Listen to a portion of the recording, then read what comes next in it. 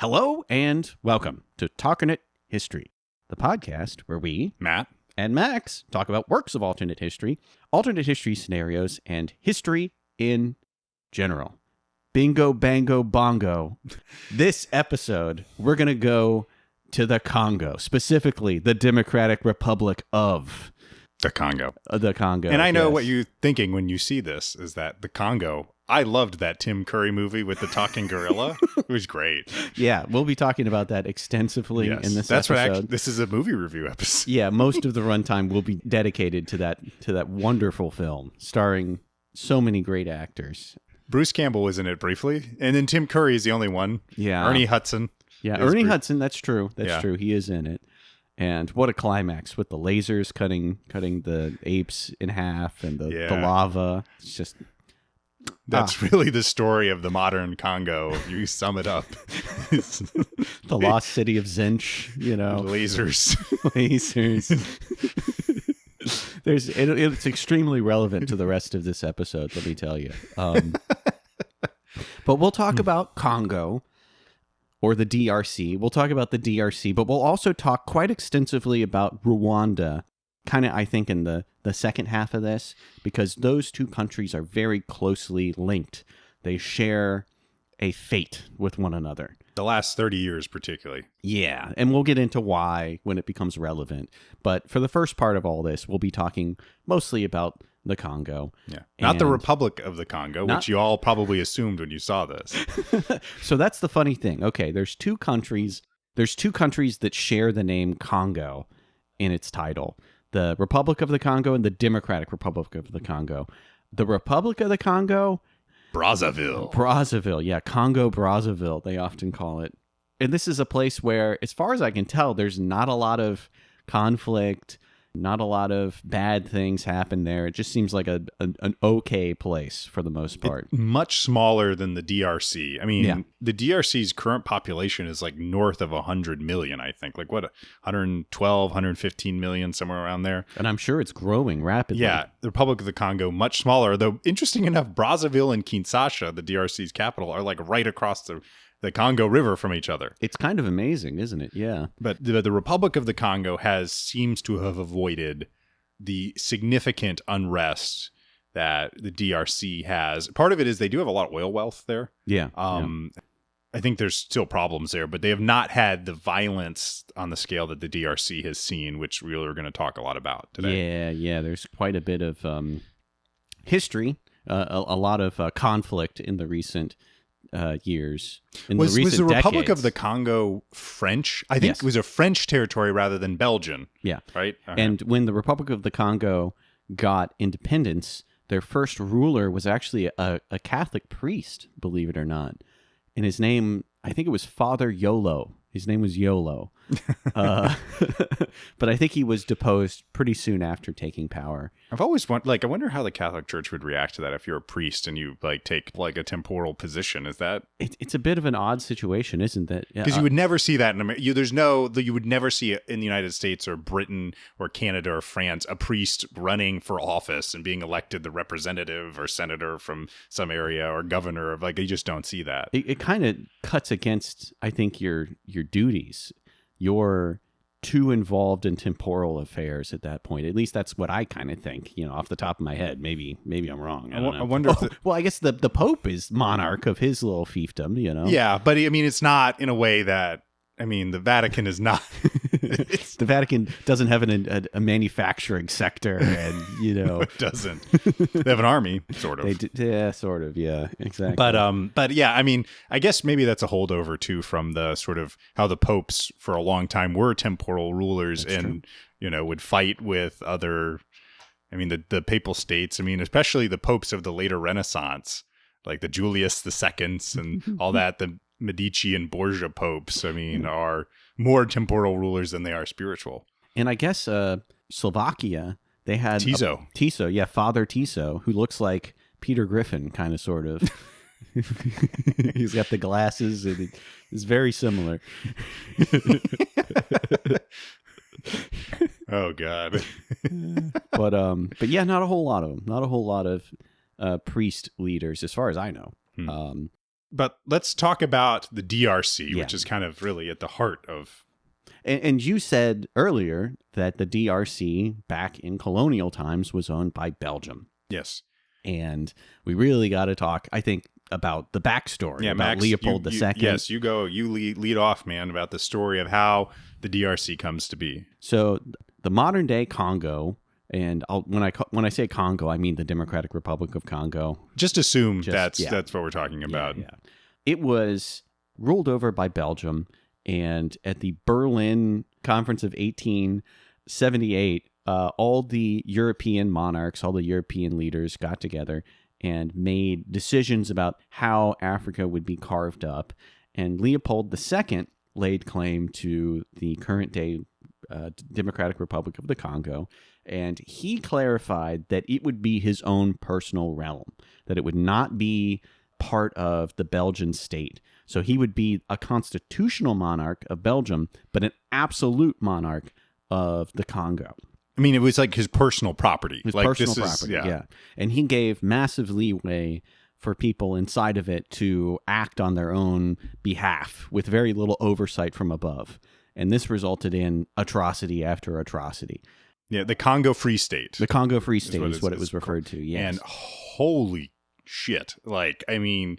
Nightmare. I mean, that's Heart of Darkness from Joseph Conrad comes from it. But the horrendous abuses that hope happen over the next 30 years. Rubber plantations was the big thing there at the time. It's because Belgium wanted to make those bicycle tires. Once again, another atrocity committed in this insane I'm quest. calling up Fat Tire right now to complain about how they're... These 15-minute cities, will they ever learn? So many people have died in this quest. Yeah, that's right. How dare you? How dare you? But yes, I mean, it's really, really bad. I mean, it's a state built entirely around extracting resources, namely rubber, mostly. Yeah. And amongst other, I mean, the DRC is one of the most resource rich, because this is the basin of the Congo River, which is one of the great swaths of rainforest in the world. Yeah. And that's actually, it's curse. It's gift and it's curse. But horrible abuses in the Congo and I remember you said this on an earlier episode years ago, that they treated people there like fauna.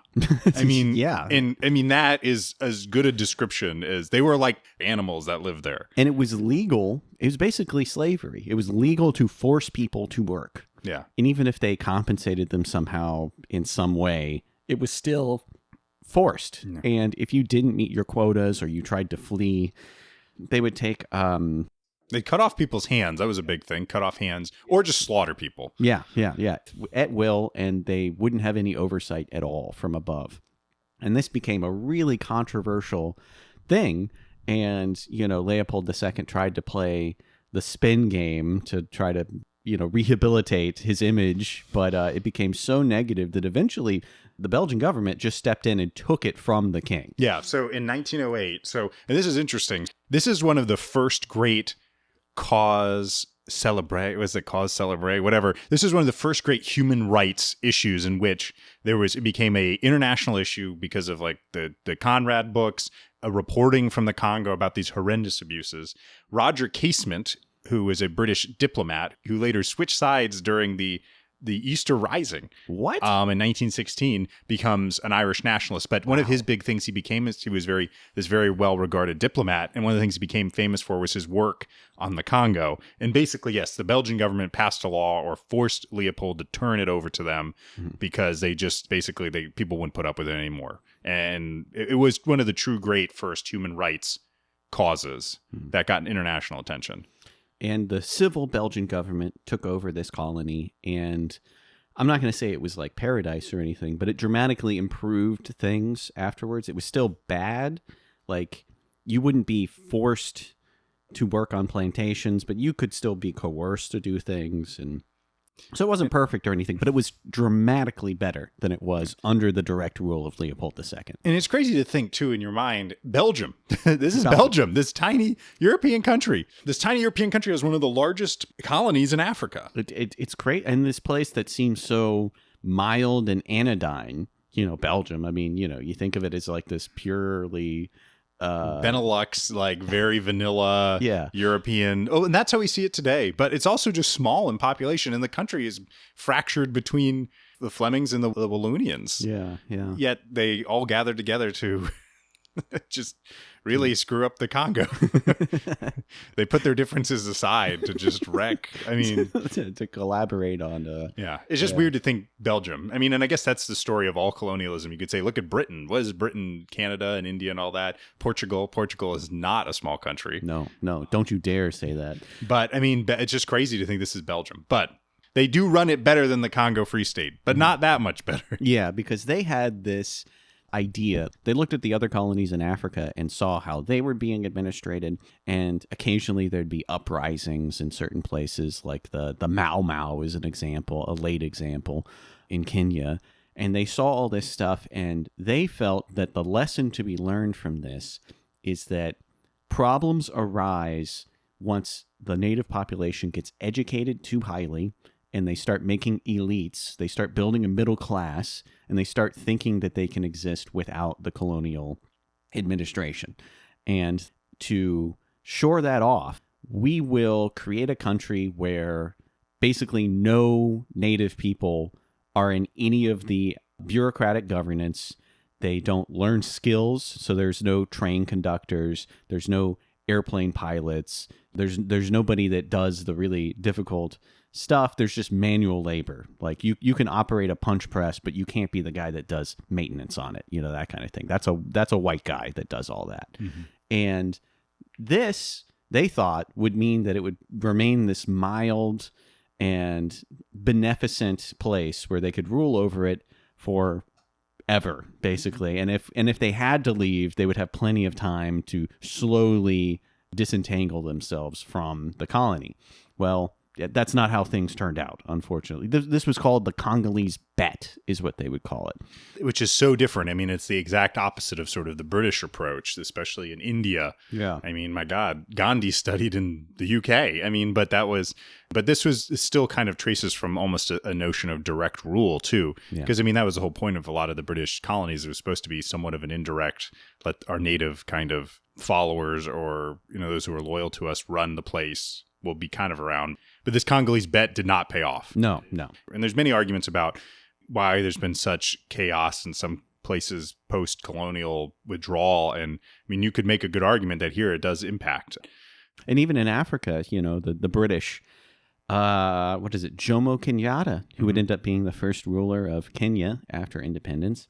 He went to Oxford, I think, or Cambridge or something like that. He studied in Britain, and he also went to the Soviet Union, so some people were kind of afraid that it would become like this leftist authoritarian state. But no, once they got independence, he was totally down with free market capitalism and totally okay with interfacing with the Commonwealth. And I think Kenya is a relatively stable and good state these days, partially probably because of the process of creating elites and setting up a bureaucracy before leaving. Yeah. Which is what the British did. And here, that's not what happens. They do not do that. And we'll talk about the intimate details of that not too long from now. Yeah. So eventually we get to the late 50s, early 1960s, and these issues start to come to a head. Yeah. So Ghana is the first country to get independence, I believe 1956, with Kwame Nkrumah. 57 maybe. 56 or 57. Yeah, okay. Somewhere around there. But it was also a slow process, too. The British, I think, had a year or two to slowly set things up for Ghana and slowly disentangle themselves. There's a famous thing where Kwame Nkrumah dances with Queen Elizabeth. Yes. Yeah. I think that's in The Crown. It's in The Crown. Yeah. I need to watch that show. It's a good show.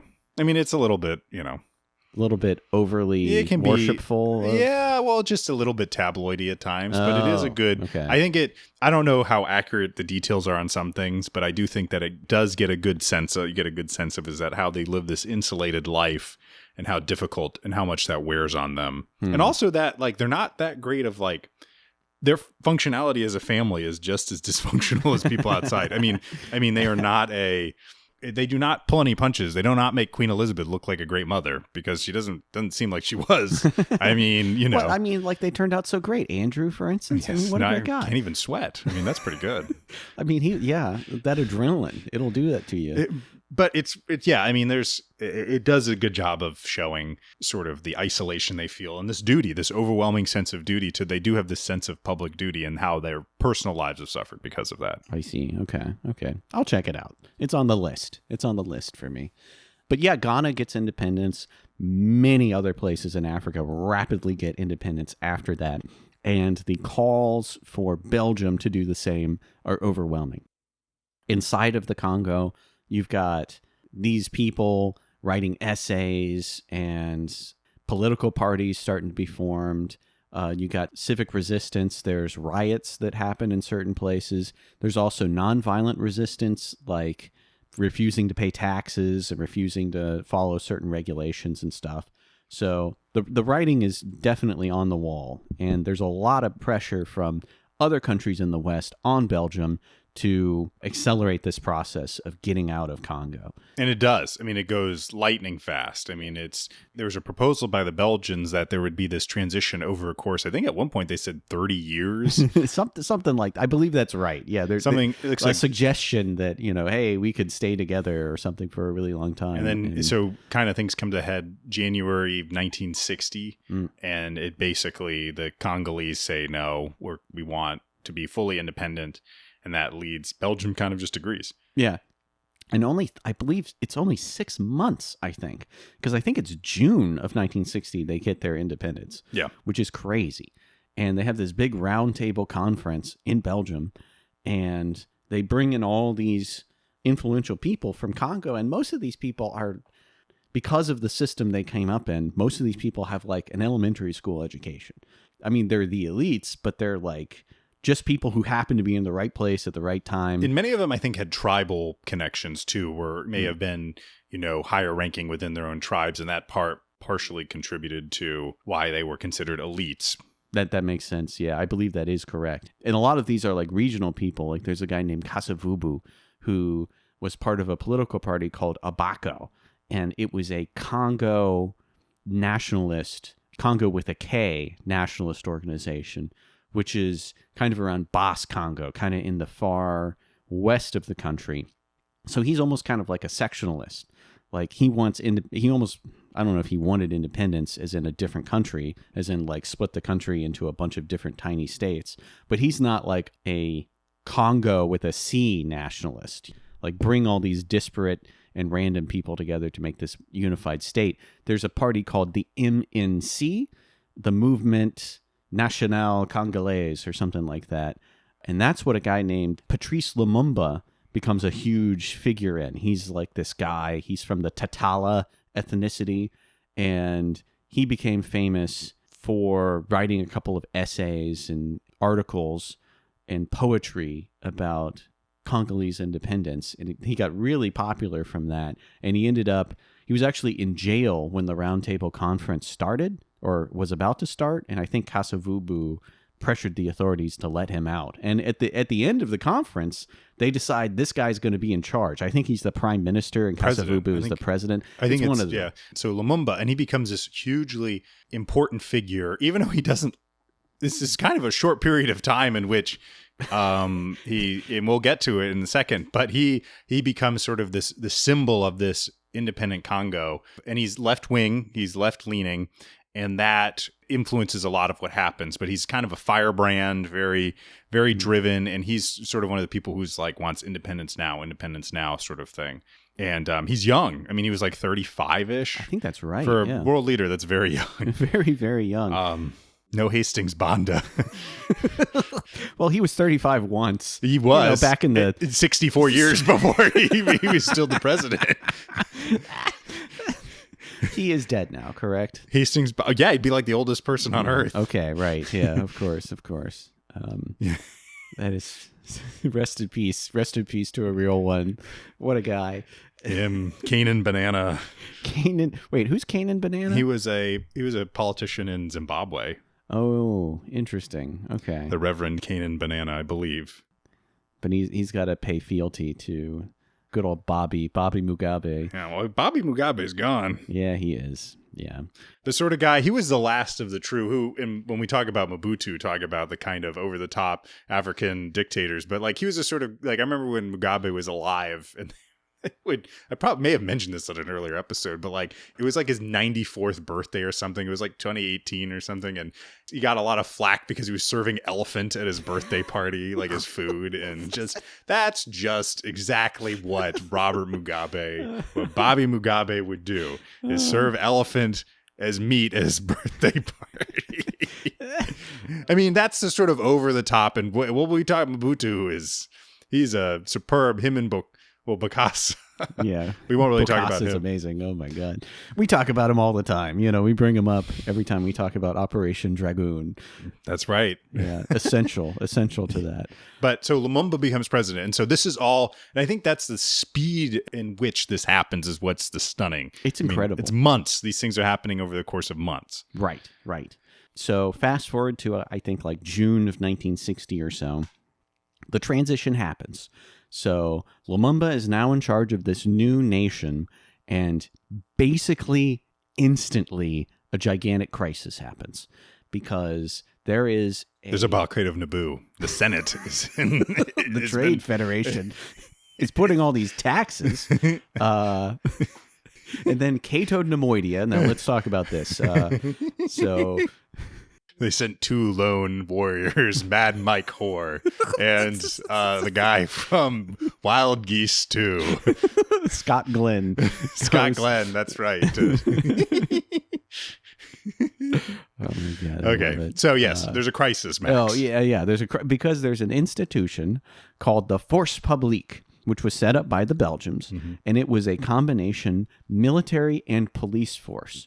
It was a widely distributed system where you would have local natives would be part of this military force, and they would function as basically gendarmes. And they had white officers who would command them and do everything. So the highest rank you could get as a native Congolese is sergeant. Beyond that, it was impossible to go any higher. Yeah. So, for instance, we'll talk about Mobutu later, but by independence, Mobutu is only a sergeant, and he becomes chief of staff in like instantly. I mean, why not? It's crazy.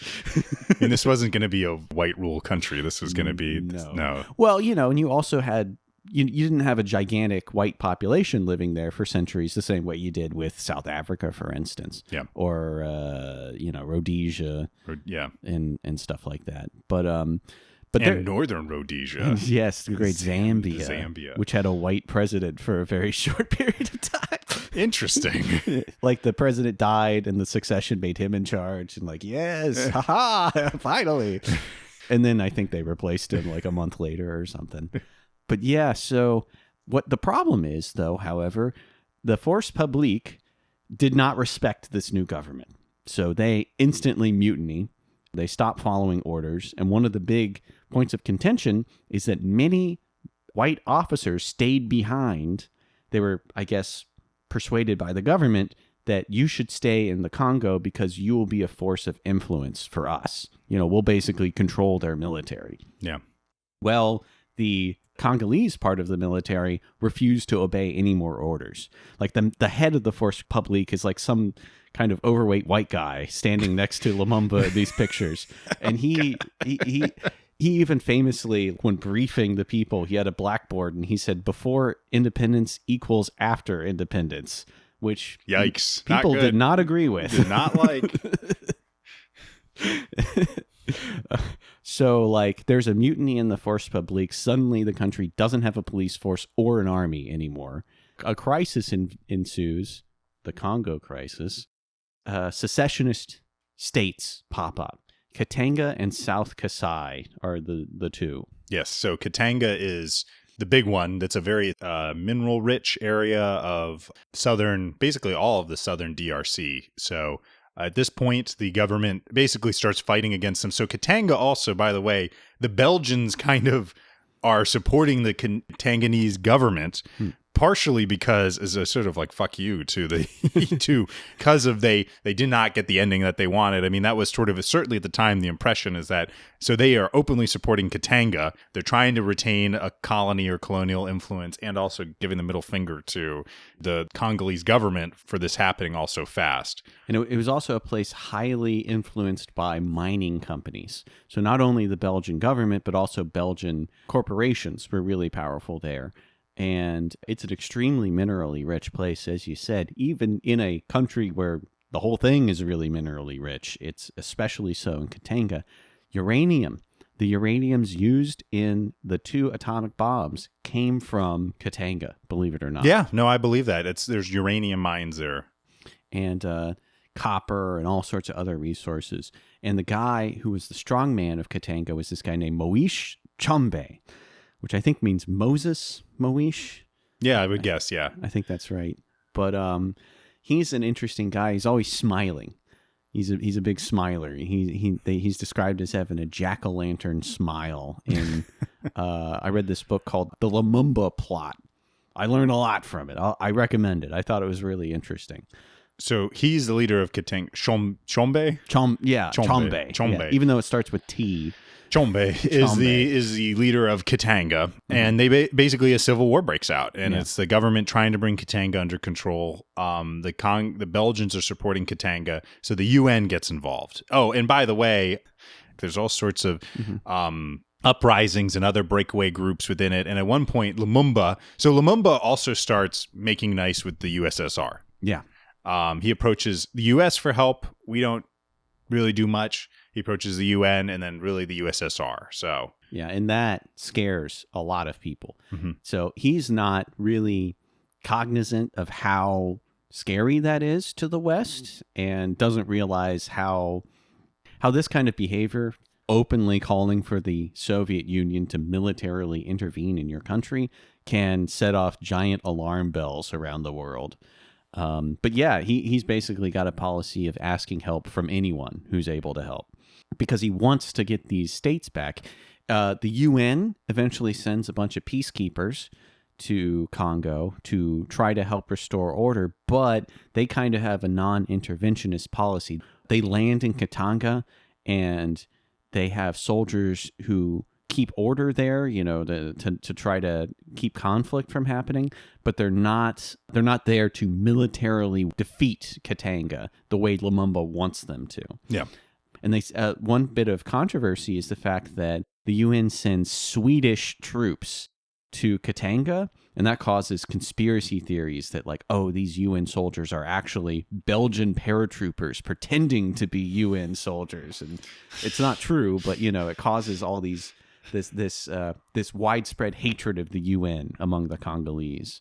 And ultimately, so Lumumba kind of all over the place on some of this stuff eventually. And it's the UN Secretary General is very involved in this, and it's Dag Hammarskjöld. I believe it's Hammarskjöld. Hammarskjöld. Pronounce that. And he kind of takes an interest in trying to get this running. However, Lumumba eventually, sort of a mini coup happens. Lumumba is captured. He's held under house arrest for a while. Yeah. He eventually escapes house arrest, but then he's captured, and then he's turned over by elements of his government to the Katangese government. Yeah. Where he is then executed. Can you imagine that? Like your legitimate head of state gets handed over to a secessionist force to be executed. It's insane. And this is by January of 1961 that he's executed. So this is this Lumumba has been the head for 6 months. It's insane. It's crazy. JFK's been elected, and then all this crazy stuff happens before he's even inaugurated, I think. Yeah. Yeah. Maybe he was inaugurated by that point. But the point is that it's insane the downfall this man has in such a short period of time. And I think that's probably why these days he gets held up as a martyr, basically, for Pan-Africanism and stuff. Because he was in power for such a short period of time. He was, I don't want to say anti-Western, but he flirted with kind of third worldist, non-aligned stuff. And he didn't live long enough to betray his principles the way many other people did. Like Gaddafi. If Gaddafi took power and then died right afterwards, he would be held up as a a beloved figure among the left instead of being like becoming a parody of himself later in life. Talk about a parody of himself. Oh my goodness, yeah. So only colonel, never promoted himself past colonel. Very humble. Very humble. Gotta love it.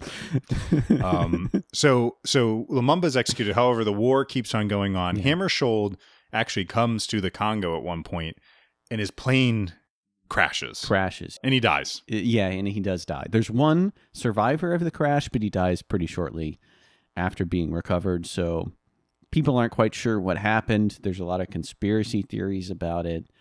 I mean, I'm kind of inclined to think that it was just a mechanical failure, but some people say there was a Belgian mercenary pilot who shot the plane down or something.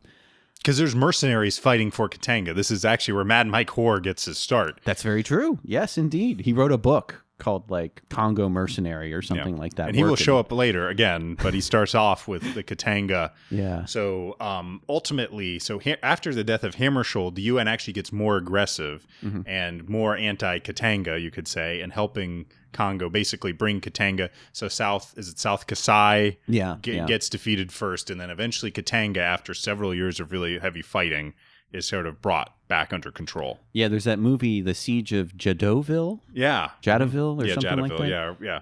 Which has some inaccuracies. Like they say in the movie, Moise Chambe was ousted and had to flee the country. But like he becomes president of the Democratic Republic of the Congo later. So that's not quite right. But there's some problems with it, but it's kind of an interesting movie. I haven't actually seen it. I've seen it years ago. It was okay. It was all right. Okay. So Katanga is defeated. However, then there's also been uprisings in the east of the country. That's right. Yeah. But ultimately, so we have the country kind of under control.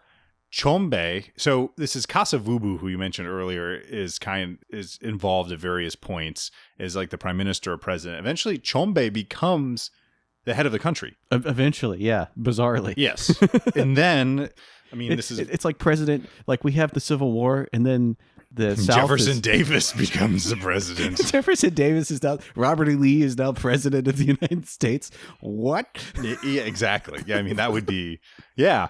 But I guess it was done partially as an idea of kind of reconciliation. Yeah. Because this is a very brutal war. A lot of deaths, but then shortly after Katanga is brought sort of under control, then the Simbas, the Simba revolt begins. And the Simbas are Maoists. I think that's right, yeah. And so they're centered in the eastern part of the country. So then now we have more fighting. So Chombe, actually, this is where Mad Mike Hoare and his troops come back now to fight for the Congo government against the Simbas. And the Simbas are sort of like in Wild Geese 1. Those are kind of, the Simbas are supposed to be kind of who they're fighting. So this Maoist group. So ultimately, there's a lot of fighting. Chombe gets out of power at some point, gets kicked out. He actually flees to another country. Maybe it's, I think Mobutu does a coup against him something ultimately, like that. The Simbas, so there's actually, the Belgians get involved against the Simbas, which is crazy enough. They're actually airlifted. There's a Belgian paratrooper attack at one point against some Simba stronghold to rescue these Belgian hostages who are taking hostage, and they're lifted by American planes. So there is American involvement in this. That's crazy. Oh my God. And eventually the Simbas are then defeated. But all throughout this, then we have, oh, and there's some guys among the Simbas. There's a guy named Antoine Gazinga, a very interesting name. He was a compatriot of Lumumba before he died, and he becomes a figure in this Simba movement. Laurent Kabila, who we'll talk about later, he cut his teeth for the first time during this conflict. He's like a regional leader or something. For the Simbas? For the Simbas, yeah. Okay. Yeah. So this is defeated ultimately by the Congo government. And then you have Mobutu. So was it Joseph Mobutu was his? Joe Mobutu was his birth name. Yes. Yeah. And then he overthrows the government. So Chombe gets kicked out and flees the country. And then Mobutu becomes the head. And then he will be the head of the country until 1997.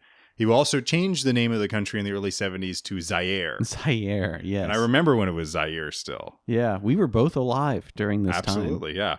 But, so I think at this point, we've covered a lot of history. Now let's talk about some alternate history, because then there's this whole second part of it that's very interesting too. That's still ongoing, frankly. But yeah. I don't want to wait too long to attack. Right, yeah. So let's go back a little bit. And let's say, what if the Belgians did not have the no elites, no unrest policy? What if they actually built a middle class? They sent people to university. They created a bureaucratic institutions. They reformed the force publique so that there was a police force and then also an army, and they're separate things that don't have to do the same thing at the same time, and centralize things better. Could we see a Congo today that would be much better run, that was like set up for success instead of set up for failure? I think there is an argument to be made that could happen. I think that, that is the problem is that all countries face issues. All countries, but a lot of the countries coming out of colonialism face massive issues. And frankly, even countries like Kenya, those Anglophone sort of countries that came out of the British Empire still struggled immensely. Yeah. And it was just, the cards were just stacked against places like the Congo, where you had no middle class, you had no these professional specialists, things like that. And that's, what builds a democracy is rule of law, and having a strong middle class, a functioning government that isn't just completely kleptocratic.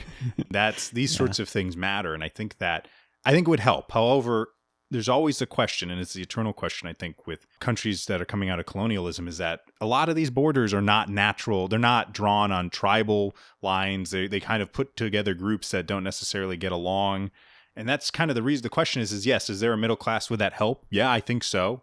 Could it be better run? But we still have, the Congo is massive. It spans huge amounts of territory, and the difference between Eastern and Western, you have parts of the country that are very accessible and then some that are completely inaccessible. You get into the headlands of the Congo River, which, by the way, is like one of the world's deepest rivers, strongest rivers. Yeah. And not much of a delta, like basically no delta. Yeah, which is fascinating if you look at it, because the DRC is a very small amount of coast. Yeah. And it basically just empties straight into the Gulf of Guinea. Apparently there's like a deep canyon beneath the water. Like it's over 700 feet deep or something insane like that. Which is deeper than a lot of places if you went out into the ocean, into the sort of territorial waters 5-6 miles off the coast. In some places, the ocean wouldn't even be that deep. It's crazy, yeah. And continental, if you're still on a continental shelf, there could be absolutely places you could go miles out and it's not that deep. And yet, there's just a little bit of land on the left and right of it, right at the head of it. And yet you have this gigantic inland empire where the watershed is for the whole river. It's crazy. So I think that, yes, that could have absolutely given it more stability. However, there's still a lot of cards stacked against it. Well, another problem, and it's a blessing and a curse at the same time, is the mineral wealth. Oh, yeah. Because it's seen time and time again, when you've got a cash cow for your country and you build your whole country around extracting something out of the ground, whether it be diamonds, whether it be oil, it really makes building a effective state difficult, because it's so easy to just indulge, to plunder, to engage in graft, and to ignore the rule of law and give like sweetheart building contracts to your friends. And it creates a mafia state so easily. That's why places that have no mineral wealth, like Malawi or whatever, have been able to have a relatively stable history without war or violence, because there's no money to be made from plundering the earth, Well, and that's a great point. I think that is. There's something to be said about, as I said earlier, like it's a gift and a curse, mineral wealth, because there seems to be countries that are exceptionally rich in valuable materials tend to go, not always, on two different paths. They either unfortunately go the path of the DRC, where you have immense amounts of kleptocracy, kind of, again, like mafia state, a lot of breakaway groups, people fighting over this immense wealth, or you have immense centralization where the states get very wealthy, but you have like the Gulf states, have all this oil wealth, but they're not particularly, they're not completely repressive autocracies, but they're not free voting. I wouldn't call, was it the historian Bernard Lewis said in some interview I saw once about him talking about, like, there's no taxation without representation, but there's also no representation without taxation. And if you don't pay taxes, they don't have to pay us taxes, then why should they listen to you? They should be listening to the people pumping the oil out, but why do they care what you think? And a lot of those states, maintain their legitimacy by giving out free benefits to local people. Like, I think that's part of the reason why the Arab Spring happened, is that I think the price of oil went down and suddenly their countries didn't have as much money. And then, well, people started saying, well, what have you done for me lately? Kind of. No. And so, I mean, Congo is still going to have those problems. So I don't know if, I mean, maybe something like that will help make the system a little bit more stable, but I don't think it can, I think that unfortunately that given the history, this is, I mean, of course we would say history matters here. History, alternate history podcast. You could say it's all we talk about. Yeah, pretty much. For the most part. We're not exactly talking about Harry Potter a whole lot. No, even though you love it. You love it so much. I do love it so much. Yes. Yes. Yeah. $400 if they could find out robes. they found out the spell how to make your wallet come out of your pocket, open up, and dump straight into the Warner Brothers coffers. Oh, isn't it magical? This is beautiful. This is just so magical. And now there's another show coming. Oh, great. Perfect. Yes. Well, they're going to remake the books, right? Yeah. Yeah. In long form. So we can really get the important parts. Really important. Still holding out for the scene where they all take a dump and, vacuum it up. Flashback. But John Lithgow is going to be Dumbledore. Is that right? Yeah. Now that's funny. Interesting. That is very funny. Well, he did. He was pretty good as Churchill on The Crown, funny enough. And he was on Dexter as well. Yeah. Third Rock from the Sun. Third Rock from the Sun. Bring French Stewart with you, please. Buckaroo Banzai and the Adventures Through the Seventh Dimension, or whatever it's called. Yeah. Good. So, yeah. But where were we again? Yes, escaping the. But here's a problem. This is where the echoes of the Congo Free State and just the savage way that the people were treated. I mean, you can try all you want, but remember, it's like basically 52 years. So that's a couple generations. What, at best? You're talking that's 3 generations, 2.5 generations of people to sort of build. It takes time, and I mean, remember and even India and Pakistan struggled immensely after, but they had almost a century between when the British Raj, and before that you had huge portions under the East India Company pursuing kind of similar policies. So like they had a lot of time for these things to kind of you can't bake a working government in a generation. This is true, and that's the tragedy of so many most of the states on the planet really is making a functional government. Like there's a book called Why Nations Fail, and it's really interesting, and it's a really difficult conundrum of how to build a state out of a system that's built to perpetuate a ultimately non-sustainable model. Yeah. It's so easy to spin off into autocracy, to spin off into kleptocracy, or spin off into endless war and ethnic hatred and stuff. It's it's so hard to build a functional state. Yeah. And this functional state that that respects rights and stuff like that. Unfortunately, like the chieftain authoritarian model is what so many pursue because it is at least it brings peace, sort of thing like that. But I think you could say that this sort of idea of like, what if they built like a better, they didn't just treat people with like fauna and give them a basic education. What if they try and build a middle class? If they did that, then perhaps when Belgium says, we want to give you independence on a more extended period of time. And if they were more reasonable with that, if they said, we're thinking 5 to 10 years, I mean, because this is 1960 and someone going, well, we'd like to give you independence in about 1990. That is just not going to go over well. But if they said, if you have this grounds, perhaps you've invested a lot and created this kind of thin, perhaps middle class, but governing class, you have that. And then you're saying, give us 5 to 10 years or 5 to 7 years.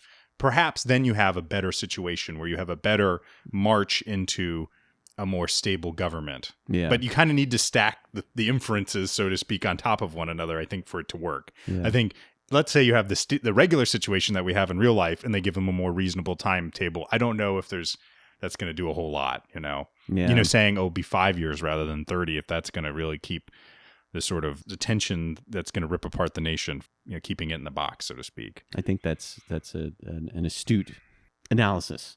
Yeah. Thank you. I agree. Thank you. I agree too. Yes. But and then I guess the next question is, what if Lumumba is not the leader?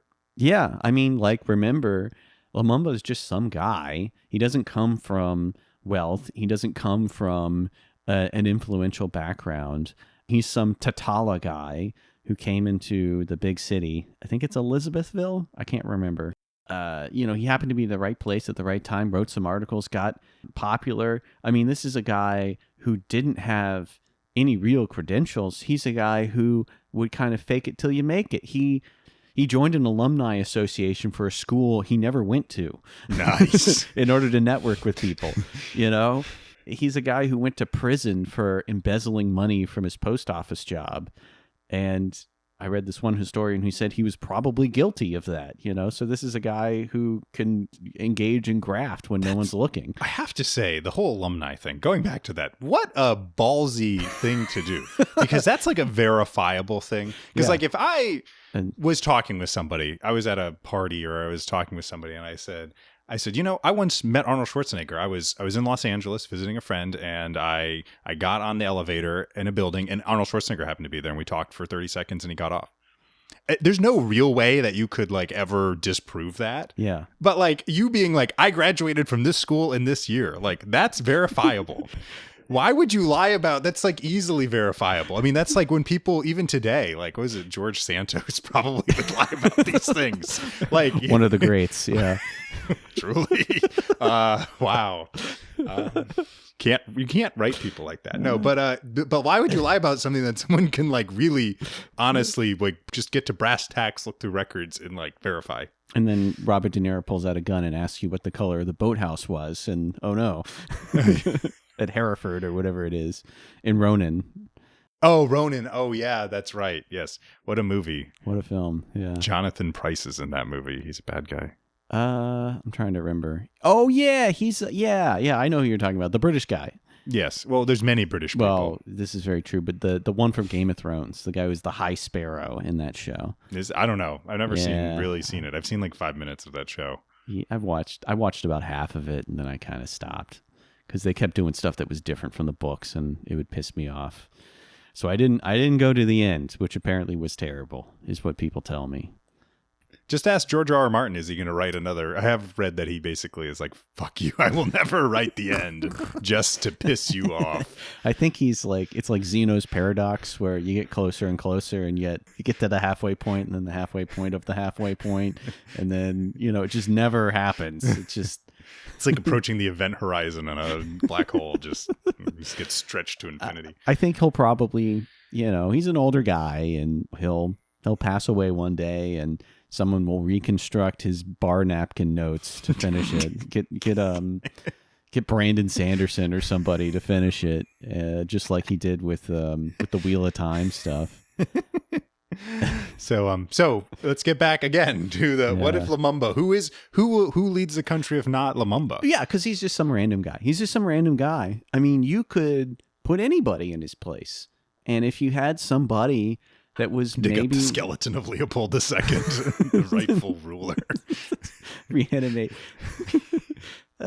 But just get some other guy, like maybe even a guy like Kasavubu or Gazinga or something. I thought you were going to say a Catholic priest. A Catholic priest named Father Yolo. Put him in charge. But like somebody who is maybe a little bit more savvy about international relations, knowing that maybe you should pick a side, either be nothing but Soviet or nothing but the West. And, Lumumba's fence straddling, I think, really alienated people and made people not want to deal with him, not want to support the Congo because of it. And, I know he's held up as like a martyr, but there's sometimes when you're reading stuff about him where you got to kind of wonder, what was he thinking? Well, I mean, they're kind of doing this on the fly, though, a little bit. I mean, and totally. This is all happening in a That's very true. compressed period of time. And if you put me in charge of the United States, I would make all kinds of horrible mistakes left and right. I'd have no idea what I'm doing, So, I mean, I feel for the guy, I guess, because he's just a normal guy who becomes a leader with no context, no idea what he should be doing. Yeah. So, I mean, someone like Kasavubu, if he's actually the head, does that make it better? I don't know. I mean, I think that's unfortunately, this is where you can understand, like when Marxists talk about the forces of history are so great that it's bigger than one person. Like, I don't know if anyone would have been able to really, under the circumstances that are in place there, I'm not saying that a Marxist version of history is right, but like this is kind of a place where you feel like the tide is going to sweep away about anybody. Yeah. And I mean, maybe you could have done some stuff differently, but there are such huge problems that have to be dealt with that I don't know if, is there really anybody? I mean, like there's some you could say like, was there anyone but Churchill who could have been prime minister in 1940 and held the country together? You know, what if there is no Churchill who's, you know, sort of thing like that? I mean, or like the Stalin, could anyone lesser than Stalin in sort of determination have held the Soviet Union together in 1941?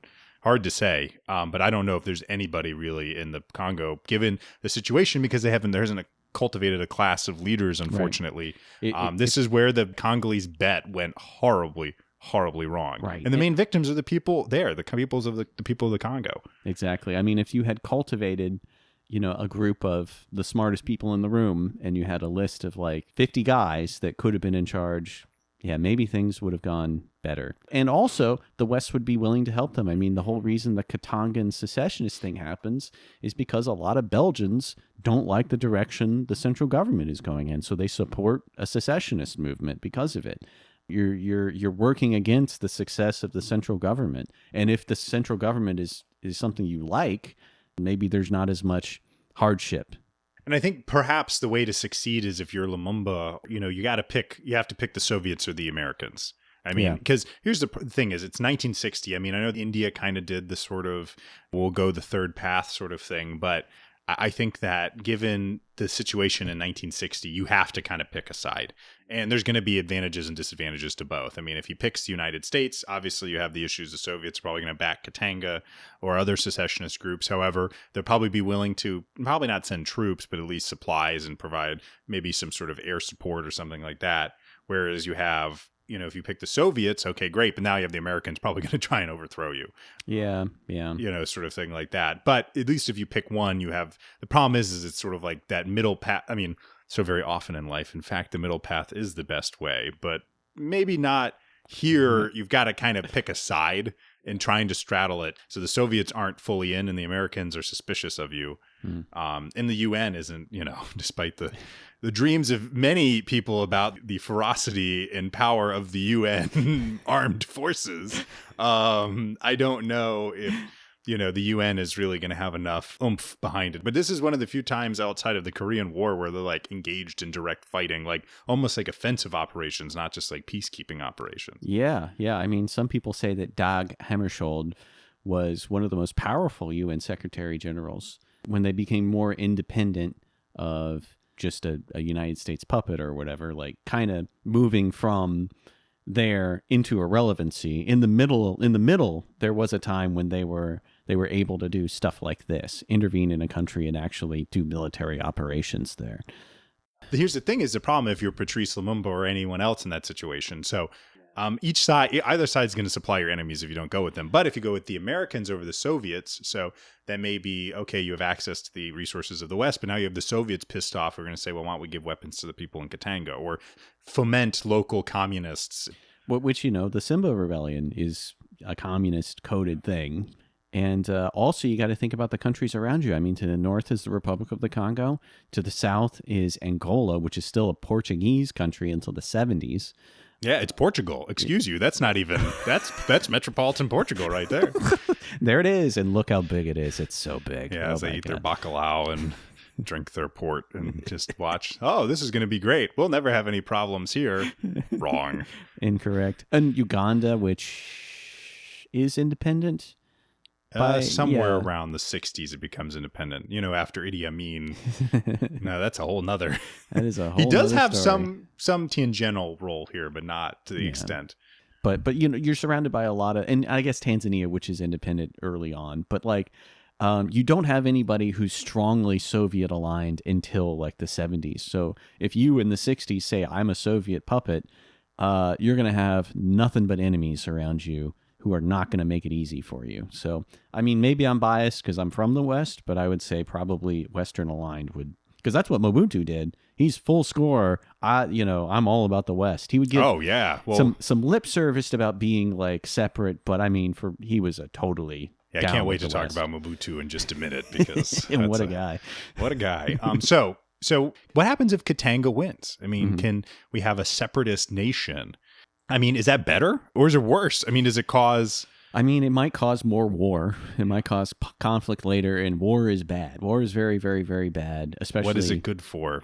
I would As say... you said on an earlier episode, podcast episodes. Podcast episodes, that's what it's good for. Oh my God, well, I guess I'm right. I agree with myself. I don't remember saying that, but yes.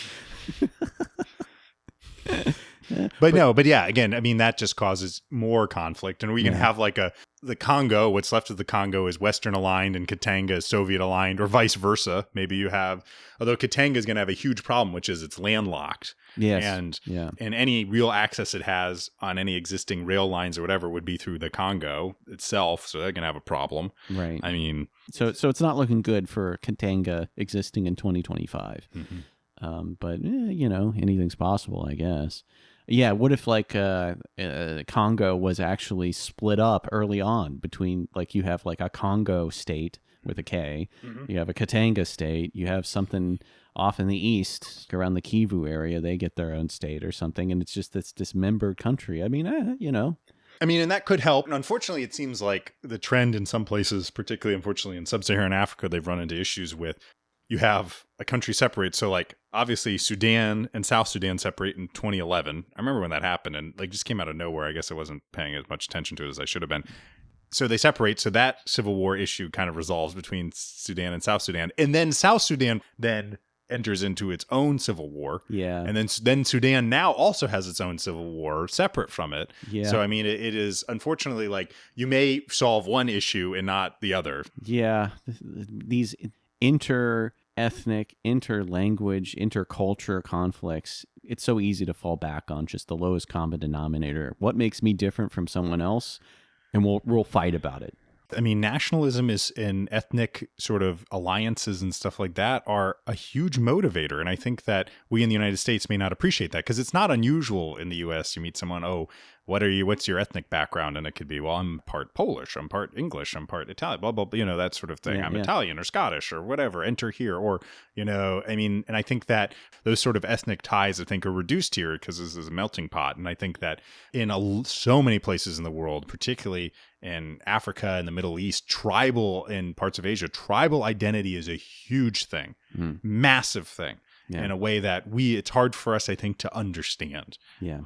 And it's so big, and there's so many different people. There's so many languages. It's almost too big. I mean, you could say, maybe many different smaller states would be the better path instead of one big national polity. I don't know. Yeah, the possibilities are endless. They are. I mean, and that's the argument of separatist movements across the world. Catalonia, Wallonia, the Walloon movement, the Catalonia. I mean, like that's the whole thing is that, well, we would be better off if we speak our language and have this culture and we would, I just, it's maybe Congo would be better off. I don't know. So Hammarskjöld dying is also a big thing. Yeah. There's like conspiracy theories that he was killed by the Belgians because he was about to, I don't know, do something that would have been bad for Katanga, so in order to keep him from stacking the deck against Katanga, they're going to kill him or something. But I don't know. Which ultimately does not work. It does not work because this enters the same level of forethought as the whole Ayatollah Khomeini is a Sikh. Like, how would that? Like, how would the British overthrowing a pro-Western government to replace with an anti-Western government work? That's the same level of rationality as like, let's kill the guy who's against us so he can be replaced by someone who's definitely against us. Right. By killing him, or you think that he was killed, it really sours this organization against you. And maybe if Dag Hammarskjöld lives, that backlash against Katanga doesn't happen. I don't know, because a lot of people thought he was killed by mercenaries, even though there's, as far as I could tell, no real hard evidence that it ever happened. Like, for instance, Truman said, "Oh yeah, they killed Hammarskjöld," and I say they, but he has no idea. Like, Truman has no secret information. He's just some old guy at this point. He's retired. But a guy like him can say that quote, and it really like animates people. Yeah, exactly. So I mean, I've watched the Air Crash Investigations episode about this event. I lean toward it being a mechanical issue, but I don't know. And him dying is crazy. The Secretary General dies in a plane crash. in just some random. He's going to Indolo Air Force Base in Rhodesia, where they're going to do some talks there, and he dies on the way there. But these things happen. Replaced by U Thant. Oh yes, yeah, Burma. yeah, yeah. Burmese people have one name, and then they have an honorific in front of it, and I think, or behind it. I'm not sure. I think his name is Thant. Thant. I would guess it's not U. Yeah, it could be U, but I think it's Thant. I think it's Thant. Yeah, and U means like Mister or something, some honorific. Yeah. So we now move to the next level. So the Simbas. What if the Simbas succeed? Maybe carve out their own little state. Maybe maybe not take over the whole thing, but just have a secessionist movement. If they have a secessionist movement, carve it out. Probably we're talking more internal strife, more fighting. Let's say they take over the whole country. Imagine the disaster of a Maoist government in a country of this size. I mean, imagine the human toll of someone trying to implement some sort of great leap forward or that sort of equivalent in a country that's already suffered horrendously. Yeah. Yeah. I mean, it boggles the mind. And imagine also, too, Angola gets its independence. Maybe it becomes Soviet aligned, and then you have a Soviet aligned and then a Chinese aligned state right next to each other. And maybe that causes a lot of... Here's the thing is, if Congo is a communist aligned, a Soviet aligned country, I mean, what is our Western involvement? You almost wonder, even though the Vietnam is raging, if it looks like the Congo may become Maoist, does the U.S. send troops? I mean, if America isn't distracted by Vietnam, then yeah, maybe there is a Vietnam type conflict in Africa instead. Yeah. People don't get that distaste for intervention caused by Vietnam. And there'll be another instance of distaste for intervention later once we get to the 90s and all this other stuff. Absolutely. But yeah. And I think Reagan, when he was trying to run for the Republican nominee in 76 against Gerald Ford, I think he was in some interview and he said that we shouldn't keep intervening in Rhodesia to keep the white government in charge off the table or something. And that made people say, what are you talking about? We just got out of Vietnam and you're talking about this? Like, are you insane? But, something like that could happen. There was at least a little bit of a taste in intervening in Africa, even after Vietnam. Oh, yeah. But, the question is, so let's say if the Congo is some sort of a communist state, so obviously is the U.S. going to try and overthrow the government? Yeah, probably. Of course. But if they can't, let's say you have Angola brew up a few years later. Is the U.S. going to be averse to maybe getting involved militarily so another resource-rich and strategically important African country doesn't fall into communist hands? It's the domino. Yeah, I mean, yeah. This one fell, and we're not gonna let this happen. Yeah, that was like China fell. We're not gonna let Vietnam fall. Same logic, but we will. But we won't let Thailand fall. Yes, and not the Philippines either. The king forever of Thailand. But does an Angolan civil war look very different? I mean, probably. I mean, if we've got a anti-Western government in place, and not even talking about, as we mentioned earlier, about just the horrible human toll that will probably get wrecked by a regime that takes a Maoist approach. We're going to collectivize agriculture. Great idea. It's a good idea. It's worked out really well. Always goes great. So we've talked a lot about Congo in the 60s. Let's go through the 70s to the present, but let's talk a little bit about that history again and give us a bit. We've talked about Mobutu, but let's really dive into Mobutu and the sort of what happens afterwards. So he changes his name to Mobutu Sese Seko. Yeah. Which means something. It's like the cock that tramples upon the snake 3 times or something like that. Some kind of odd thing like that. And it's all part of his policy of authenticité or something. I think it's a French word, and it's this effort to become more authentic and to distance itself from its francophone past and try to be more authentically African. So a lot of cities get renamed. Obviously, Leopoldville becomes Kinshasa. Stanleyville becomes Kisangani. And, everything gets a new name. And even the country itself, like you said, becomes Zaire, which is supposedly an older, more authentic name for the Congo River than Congo. So, that becomes the new state name. And he rules a country, basically, he overthrows Chombe. He rules a country until 97, roughly. So basically almost 30 years. And he is a classic example of a kleptocrat running this country. First of all, I love that hat. Who doesn't love that hat? Oh my God, beautiful. That leopard print hat.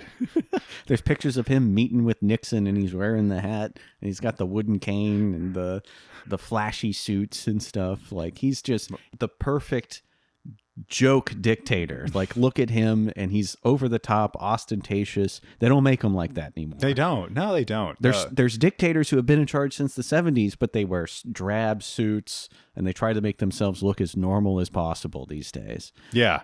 But at least he didn't declare himself the emperor of his country. Yeah.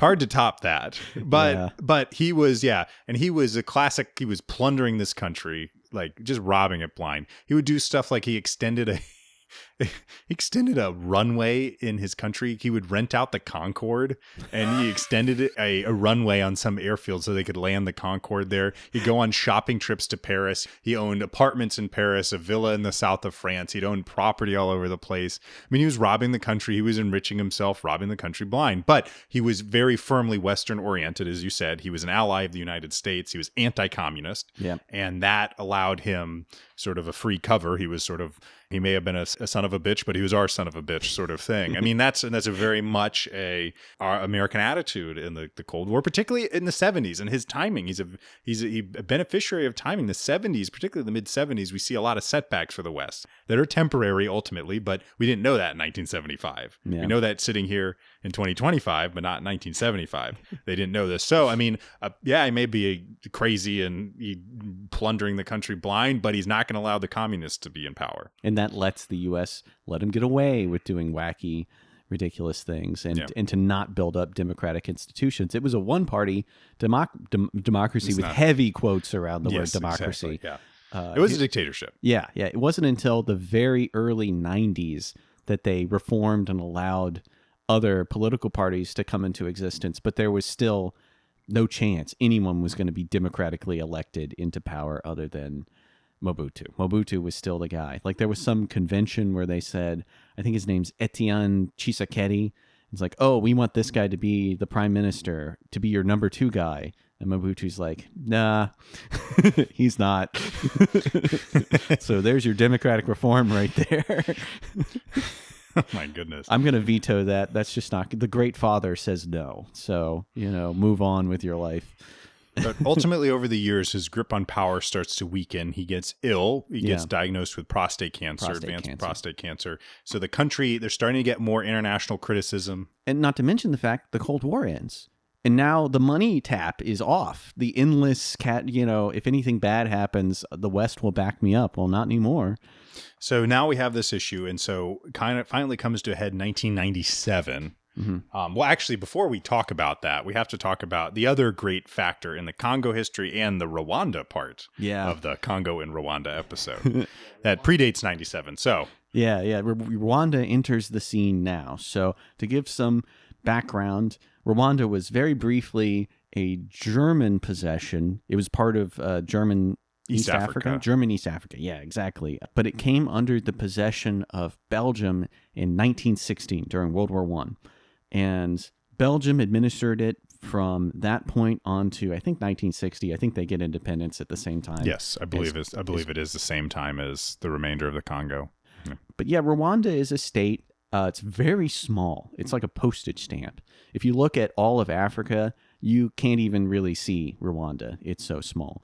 And it's right on the banks of Lake Kivu, I think it is. It's right next to the Democratic Republic of the Congo, and another small state, Burundi.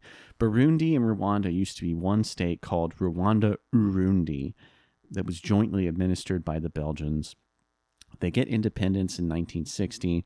It is ruled over by King, what was his name? Kigeli? Kigeli the Fifth.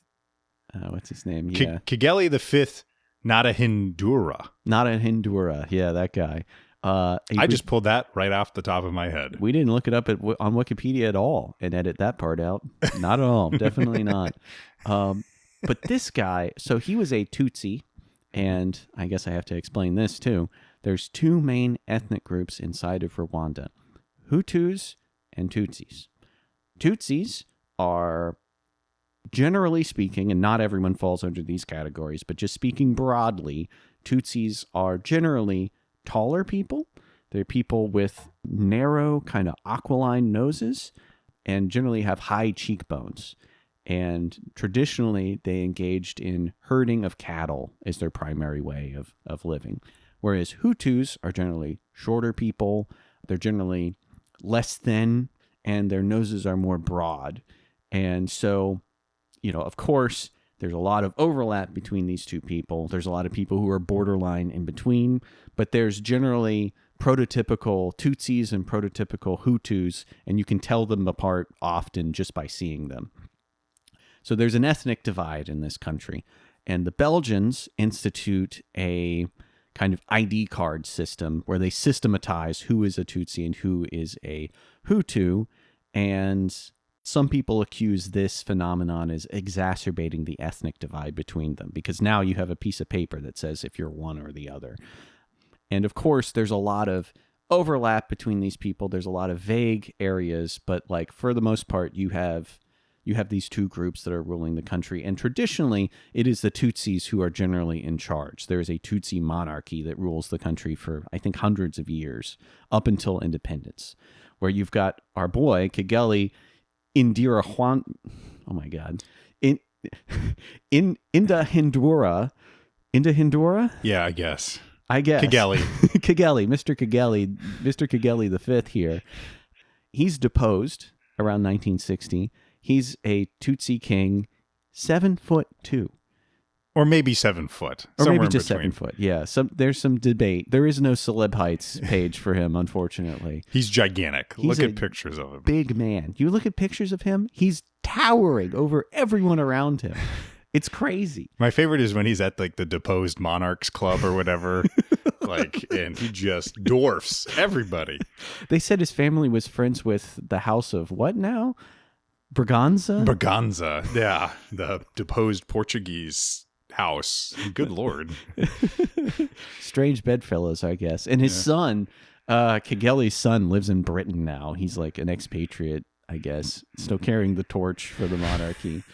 One day, they'll beg me to come back. That's right. He is gigantic, and it is very funny to see some of the pictures of him. But there's this existing tension between Hutu and Tutsi. Yes, and after independence, the Tutsi monarchy is deposed and a Hutu government takes over. Yes. And they remain in power until the 1990s. However, disparate elements of that Tutsi-dominated monarchy flee into the jungle. Uganda. Yeah, Uganda. I think Burundi a little bit probably too. Probably the DRC is too. And the DRC too. And they run off. They remain a threat to the government. There's an armed militia of Tutsi-dominated fighters outside the country that are a constant threat to the inside of the country. And the country ends up building up a siege mentality that we are a Hutu nation, but there's Tutsis outside who are wanting to come in and take over the country. And if they do, all these bad things will happen to everyone. So there's this sense of paranoia, distrust, and ethnic hatred that stews for decades. And in Burundi, there is a Tutsi-dominated government that commits these terrible acts occasionally against their Hutu populace, and that only makes things worse in Rwanda with the Hutus living there. They think, oh boy, this is going to happen to us if we ever let the knife go to the other hand. If the whip hand is ever out of our possession. So that comes to a head in 1994, wherein the Tutsi, the RPF, is it Revolutionary Patriotic Front? I think that's right. It's a French name, so the letters are a little bit different. Yeah. I think it's something like that. But this group of Tutsis is on the border, and they're about to invade. And led by Paul Kagame, by the way. Paul Kagame and a couple other guys. I don't think Paul Kagame was the number one guy. I think the number one guy actually dies in this conflict in 94. But he's very high up. Very high up. And I think he becomes the number one guy shortly afterwards. Mm-hmm. But a plane gets shot down, which contains the Hutu leader of Rwanda and also the president of Burundi, Cyprien Ntaryamira. I'll go with that pronunciation. Yep. That sounds right to me. Both of them die in this plane crash. It's actually shot down by a surface-to-air missile. And that's clear. There's no question that this is not an accident. It was definitely a man-made incident. Who did it, however, is still a mystery. Yeah. It could have been the RPF. It could have been Hutu extremists who were unhappy with the way Juvenal was running the government. Maybe they thought he was going to sell them out or something like that. And this causes one of the great tragedies of the modern era, the Rwandan genocide, wherein Hutus inside of Rwanda were so terrified of what would happen if Tutsis came in and took over the government, and there was a ton of ethnic hatred which had been stewed. There were guys on the radio who were commanding people to go out and get rid of the Inyenzi, I think they call them, which means cockroaches. Using this dehumanizing language for the Tutsis, and there was a sizable Tutsi minority in the country, to basically commanding them to go out and kill them. And neighbors took up arms against neighbors. People who were friends before ended up just murdering each other in the streets.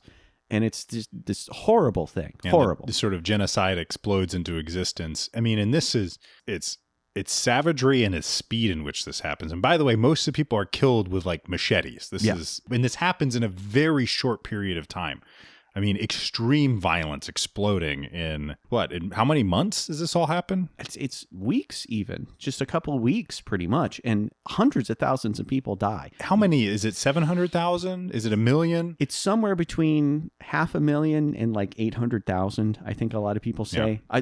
I think the government might say it was 1 million. No one knows. Obviously, you can never know. Yeah. Really. Huge amounts of violence in a super short period of time, though. And it's terrifying to think about that. You don't need, the Nazis, of course, killed all these people in this systematized way, but you don't need a Adolf Eichmann running timetables and doing, like, people can just kill one another. I mean, it was basically like roving gangs of people. Genocidaires is what they're called. Just going around with machetes and other weapons and just slaughtering. Interahamwe, that's one of the names for these people, these Hutu extremist nationalists. Slaughtering Tutsis, killing a lot of the pygmy population, and also Hutus who they did not deem to be sufficiently, I mean, it was... Habyarimana maybe being one of them, if he was killed by Hutu extremists. We don't know. So you have this huge explosion of violence. So the Tutsi, the RPF actually invades, and they're the one, they stop these sort of genocidal attacks in whatever areas they're in. However, there is a UN force in Rwanda, or is it nearby? The UN does get involved at some point. But there's allegations that they did not act quickly enough. There's particularly, I think there was a Canadian contingent. I think there's a book called Shake Hands with the Devil that's written by a Canadian commander. Yeah, or something. Romeo Dallaire. Okay, yeah, that sounds right. But I think his allegation was that he could have stopped it more, but there's a lot of, I think there's a lack of information, but also just, people just don't even know what's really going on. And there's also hesitancy to get involved. So the United States doesn't get involved, a big part because of, partially, not the only reason, but is because of the sort of the whole Black Hawk Down sort of issue in Somalia the year before. Right. That would have been 93. 93. Yeah, okay. And this is 94. This is early spring 94. Yeah, there's not a lot of appetite for the U.S. to get involved in Africa in conflicts which, frankly, the average American citizen knows literally nothing about. Yeah. Like Rwanda is one of the last things people know anything about in America. Yeah. That in Somalia, too. People don't know anything about that. So people don't want another disastrous military boondoggle, kind of like Mogadishu sort of was. Yeah. So you have that. But ultimately, so you have the RPF pushing through. Eventually, a force led, I think, primarily by the French kind of comes into place, and they create this sort of safe zone in which... Yeah, I think it's Operation Turquoise, I think is the name of it. So it creates this area. However, this cordon allows a lot of these. So, and by this point, the RPF has retaken like Kigali, which is the capital. Eventually, a lot of the Interahamwe and other flee over the border into what is then Zaire. Yeah. And they take up residence in these large refugee camps, and it's an absolute tragedy. A lot of the people who fled the country were entirely innocent. They didn't kill anybody. They didn't support killing anybody, but they just kind of got wrapped up in the fear of what would happen when the Tutsis would take power, and also because they felt unsafe. There was these Interahamwe guys who are crazy and violent, and they feel like they have no choice but to go with them. So you have these giant refugee camps, and the Rwandan government is out for blood, basically. They just suffered an unimaginable tragedy in a very short amount of time, and they want revenge, frankly. They want to find the people responsible.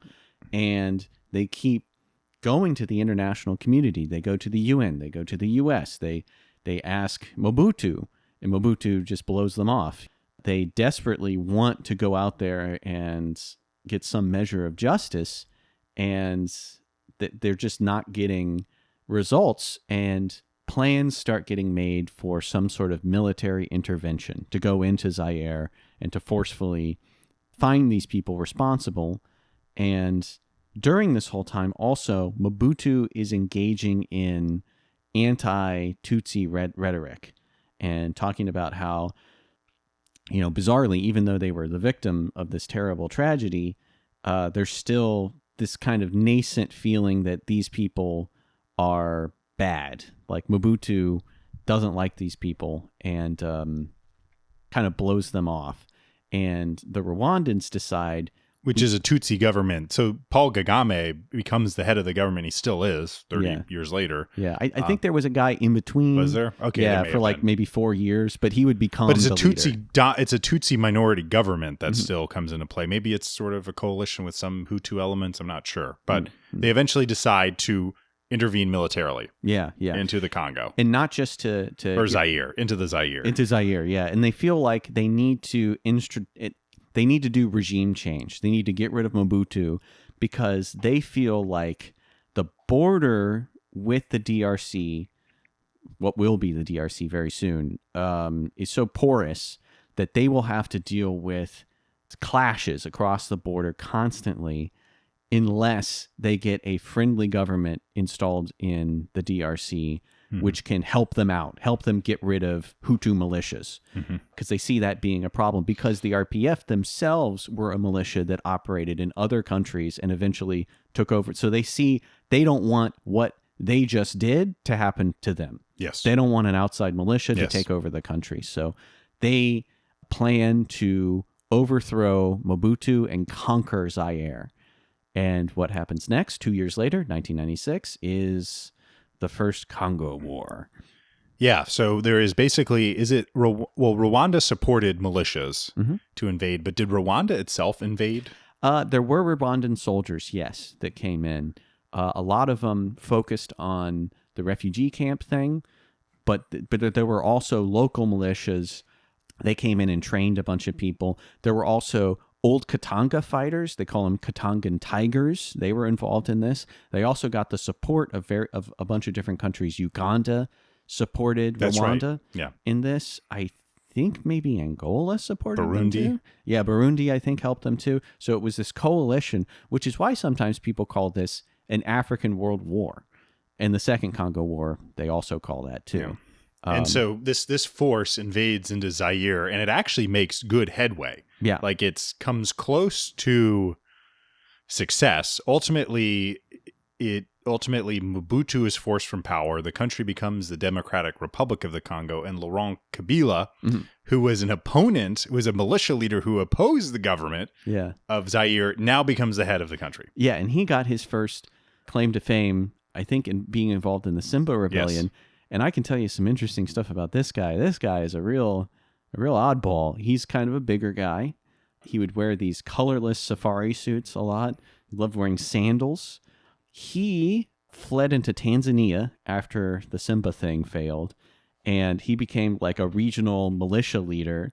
They talk about in this book that's really, really good. It's called Dancing in the Glory of Monsters, an amazing book, really depressing, but amazing book. They talk about how he tried to institute a anti-witchcraft campaign. This was very important to him. And he would have people drink a concoction, and if they became dizzy and woozy afterwards, it's proof you're a wizard. And, you're not going to Hogwarts. Not this year. And then he got on his broomstick and flew away laughing. And so that was, I thought that stuck out at me as really interesting. Eventually, his guys actually kidnapped some people who were part of Jane Goodall's research team and held them hostage for a long time.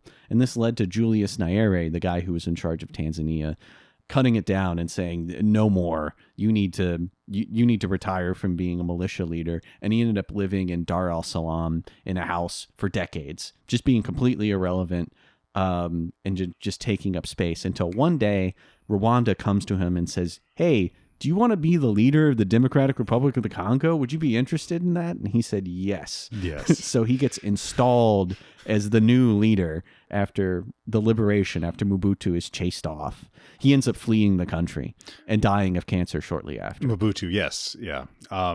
So here we go. So now we have the DRC. So democratic, because you always know if you add more adjectives and more descriptors to your country, it gets better. Like the Democratic People's Republic of Korea. Now, yeah, that's ain't nothing better than that. So Democratic Republic of the Congo problem. If we enter Democratic People's Republic of the Congo, or the joyful Democratic People's Republic of Happiness of the Congo, we're really in bad straits. The former Yugoslavian Republic of the Congo. Oh my goodness.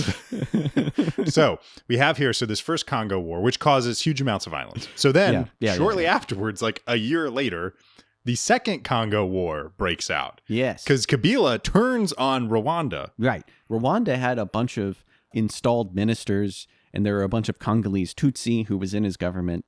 And slowly over time, he started purging these people from the government. He purged the body politic. The body politic. That's what the crazy guy in the first Sliders episode is saying. He said, "We must purge the body politic." Oh, the guy in the park, right? Yeah, the crazy guy in the park with the Lenin statue. Yeah. Instead of Lincoln. That's right. Yeah. What a show. Watch that episode. It's pretty good, people. But only watch episodes from the 4th and 5th season, because that's when it really gets good. Yeah. You don't need any of that crap at the beginning. John Rhys Davies, he's terrible. Yeah. The guy who transforms the Roger Daltrey from The Who, who injects the...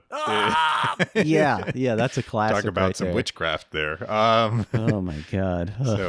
So yes, back to it. So the second Congo War. Right. So this is so Laurent Kabila starts distancing himself from Rwanda, and this is crazy, he even starts taking former Interahamwe guys, former members, they call them ex-FAR, Force Armée Rwanda or whatever, the Hutu government, guys from that, invites them to Kinshasa and starts giving them commanding roles in units and stuff, which Rwanda starts like saying, what are you doing? What's happening? What? Why was I don't really know, to be honest. I'm not quite sure what he was thinking. Makes one wish for the days of the leopard skin cap again. Kind of. Well, Zaire. Well, recently there was that coup attempt recently. Yeah, remember there was. that?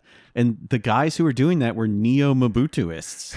They were waving the flags of Zaire and stuff, saying we want to bring back Zaire. We want to bring back true Mobutism has never been tried. We'll get it right this time. That's right. Yes, more Concords. yes.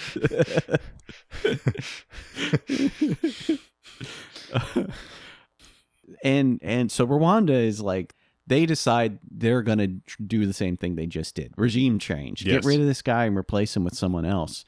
And it's not quite clear who's responsible for starting the war. Is it Kabila? Is it Rwanda? Who first started turning against the other? But Rwanda, in the opening stages of this war, planned something called Operation Kitona, which is this crazy, unbelievably audacious operation where they actually hijack a bunch of commercial airliners and force...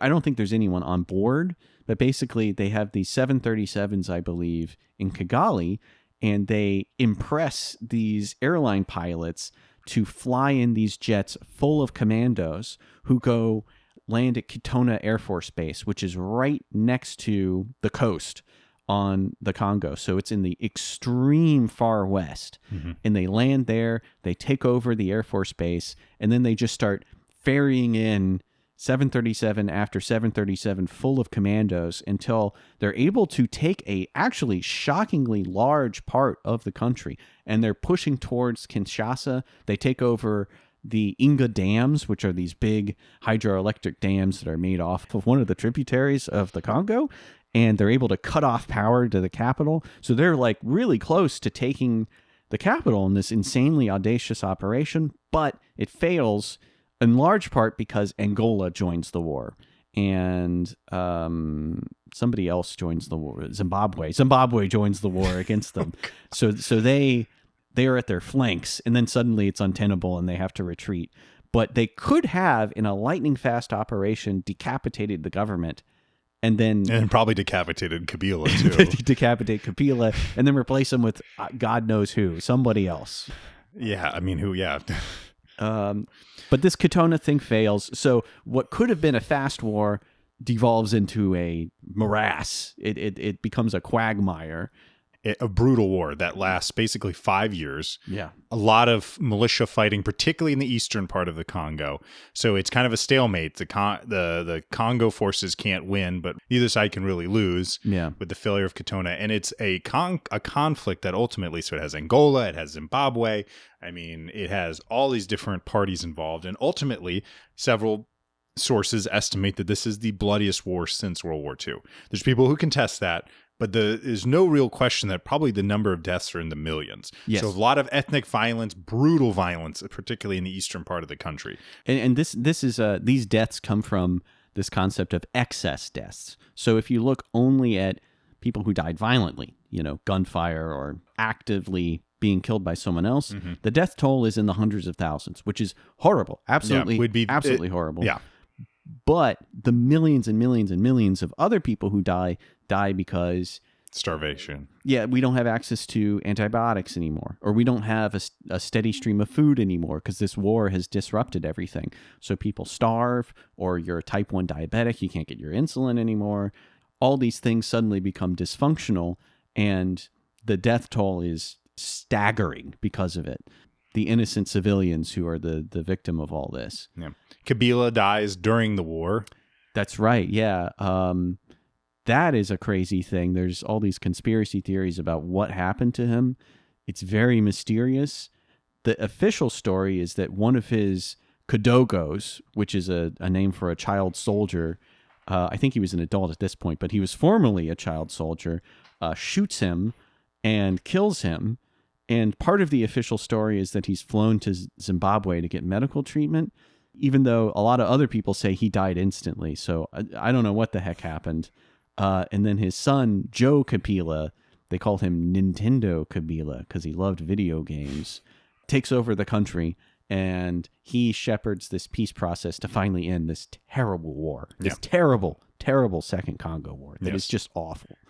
So ultimately that ends in about 2003. However, ethnic strife still is ongoing in the country. In the East, again, there's still these camps, these refugee camps still exist, and it's not hyper levels of violence, but there's this ongoing simmering kind of, the issue at the border isn't really solved, so to speak. Yeah, there's a lot of ethnic Tutsis who live in the DRC in, like, I think it's called the Kivu region. Yes. Right there on the border with Rwanda, as well as a group of people called the Banyamulenge, who are, I mean, this is a group that's got a lot of controversy around it. A lot of people in the DRC hate these people. They think that they're Tutsis and they belong in Rwanda. And there's a lot of racism and ethnic divide at the heart of all this. And there's also Hutu militias, like you were saying, who are still operating. These former Interahamwe guys are out there. And I think Rwanda supports their own militia groups, both to try to protect Tutsis inside of the DRC, and possibly also maybe to try to take advantage of mineral wealth inside of some of the settlements where they're able to take control. There's something called the M23 movement, I think is what it's called. And that movement is based around this idea that on March 23rd, the agreement that ended the Second Congo War, there was a guarantee from the government, from the DRC, that they wouldn't allow anti-Tutsi militias to operate in their country anymore. And they feel like they failed in that promise. And that's why M23 exists, to, I guess, protect the locals is at least the ostensible purpose of them. And within the last few years, there's been another spike in violence. And M23 actually declared that it wishes to at one point, it said it was going to try and take control of the country again, and they began offensive. They took control of some parts of eastern Congo. However, talking about very, very recently, not long before this episode was recorded, a peace agreement was reached between Rwanda and the Congo, and M23 is apparently in talks to resolve this. So we were looking at almost like the beginning of a third Congo war. And right now, it's unclear what's going to happen with M23, although there's not active fighting, or there is, but it's, again, low level. I mean, They once again said we kind of are looking to try and reinstate a different government in Kinshasa. And ultimately, kind of, it's interesting. This is, of all the episodes we've done, we're in the midst of this issue. For the first time ever, we're talking about stuff that's happening right now that's relevant to the episode and not a tangent that we're going on. Yes. We'll see what happens. So, but the situation might change dramatically. Yes. So, just keep that in mind when we say right now, this could be months ago. So, hopefully we're moving towards a more peaceful and just situation between these two countries. But there's a lot of anti-Rwanda sentiment in the DRC. And I think it gets played up as kind of a cynical way to maybe not blame the government. We say, these bad things are happening because, it's the darn Rwandans who have made it this way, and we're just trying our best. What about Burundi? Yeah, don't forget about them. There was an episode, there was a show on, oh my God, this is now way more than 15 years ago, maybe 20 years ago, called The E-Ring. Which was E-Ring. Yeah, I remember this actually. Yeah. So it was all about like Benjamin Bratt, and they do these like special operations, and he's like Dennis Haysbert, right? No, maybe, but Dennis. What's his name? He's the guy from Speed. Dennis Hopper. Yes, Dennis Hopper, and all that. So ultimately, they're doing these special operations all around the world. But I remember there's an episode where they find that there's like Hutu extremists in Burundi who are trying to like it's 10 years afterwards, and there's one of the characters had been to Burundi before and said it was a beautiful country and she didn't want this to happen again. So ultimately she somehow convinces the American government to launch airstrikes on these like these shipment of weapons. Particularly, I remember them, I believe they were they were machetes, and they're like launching strikes on them to prevent it, and that stops this. But that just came to mind. But Burundi, I think, is and the interesting thing about Rwanda today is that Rwanda, I know someone who's been to Rwanda, and they said the country has made huge strides. It's kind of thought of almost like the Silicon Valley in Africa. Like, it's really grown a lot. Then right over the border, you have just this immense disruption particularly in the South Kivu region, and in the Congo. So, and I think it should also be said too that, so, Rwanda, people call it like the Switzerland of Africa and all this. And in a lot of ways, it has really done a lot of good things, but it does have some problems. It kind of leans a little bit in the authoritarian direction about certain things. And the guy in charge of it is Paul Kagame. And, when I first learned about him, I thought he was like this bland technocrat. He looks like kind of a nerdy guy is what he looks like. He looks like, what was that guy's name? Pierre Bernard from Conan O'Brien, just like this mild-mannered kind of milquetoast guy. But this guy is like a jungle fighter. This man's been fighting his entire life up until he took power. Yeah. This is a guy you don't want to mess with. And his government has been accused of taking out opponents of their regime, even in other countries. I think in South Africa, there were 2 dissidents or whatever, Rwandan dissidents, who were murdered kind of Khashoggi style. And, this guy Kagame he's kind of a scary guy to a certain extent. I don't want to mess with this guy personally. So, I'm not going to. Yeah. People say this. I would never say this about him personally. So let's talk about some scenarios for alternate scenarios for the second block of alternate scenarios, in which is turning out to be a very nice episode. Yeah. There's a lot of history in general, but this is all stuff. Max knows way more about this than I do. I had to do kind of a crash course on this, and I think I didn't appreciate, because you always, over the years, you read the news and hear about some blow up of ethnic violence in the DRC, and I never really understood the role that Rwanda plays in it, the genocide plays in it, the immense disruption. I remember when it was Zaire, but I didn't really know why it changed back. I figured it was just some regime change. I never appreciated the glory of Mobutu. Yes. I was thinking about I thought about like Bokassa or Idi Amin as like one of those like really fun African dictators. But you know, or Robert Mugabe or but then the funny thing is that although the lesson that you could learn if you were a dictator of an African country is you shouldn't be over the top, because it's the over the top ones Bokassa, Mobutu, Amin, all these people end up getting kicked out of power. It's the ones like the people who run like Obiang in Equatorial Guinea has been the head of this country since the 1970s. It's insane. He could have shook hands with the exalted Jimmy Carter. Or like the guy head of Gabon. Yeah, who's that guy again? There was a guy who the head of Gabon. Omar Bongo. Omar Bongo is dead. He's now. dead, but he was the head for a long time. Yeah. Then there was Cameroon. I think is it Paul Biya, who's like in his like 80. Like there are several people who lead, like the guy who's the head of the Republic of the Congo. We looked up as like 81. Oh, that's right. Teodoro Obiang is like 83. I mean, there's a lot of these guys who are holding on. So actually in the next 5, 10, 15 years, you could see a whole lot of upset. You know. The Ivory Coast, there was a guy, Houphouët Boigny, who was in charge for it. I think he was in his 90s when he passed away. Was not forced out. In charge for many decades, this guy. So you have this sort of, but the lesson is that when you go too over the top, when you just declare yourself the emperor of your country, or you know, declare yourself the head of the Order of the Mosquito, and hang out with James McAvoy, you know, I loved X-Men First Class, Mr. McAvoy.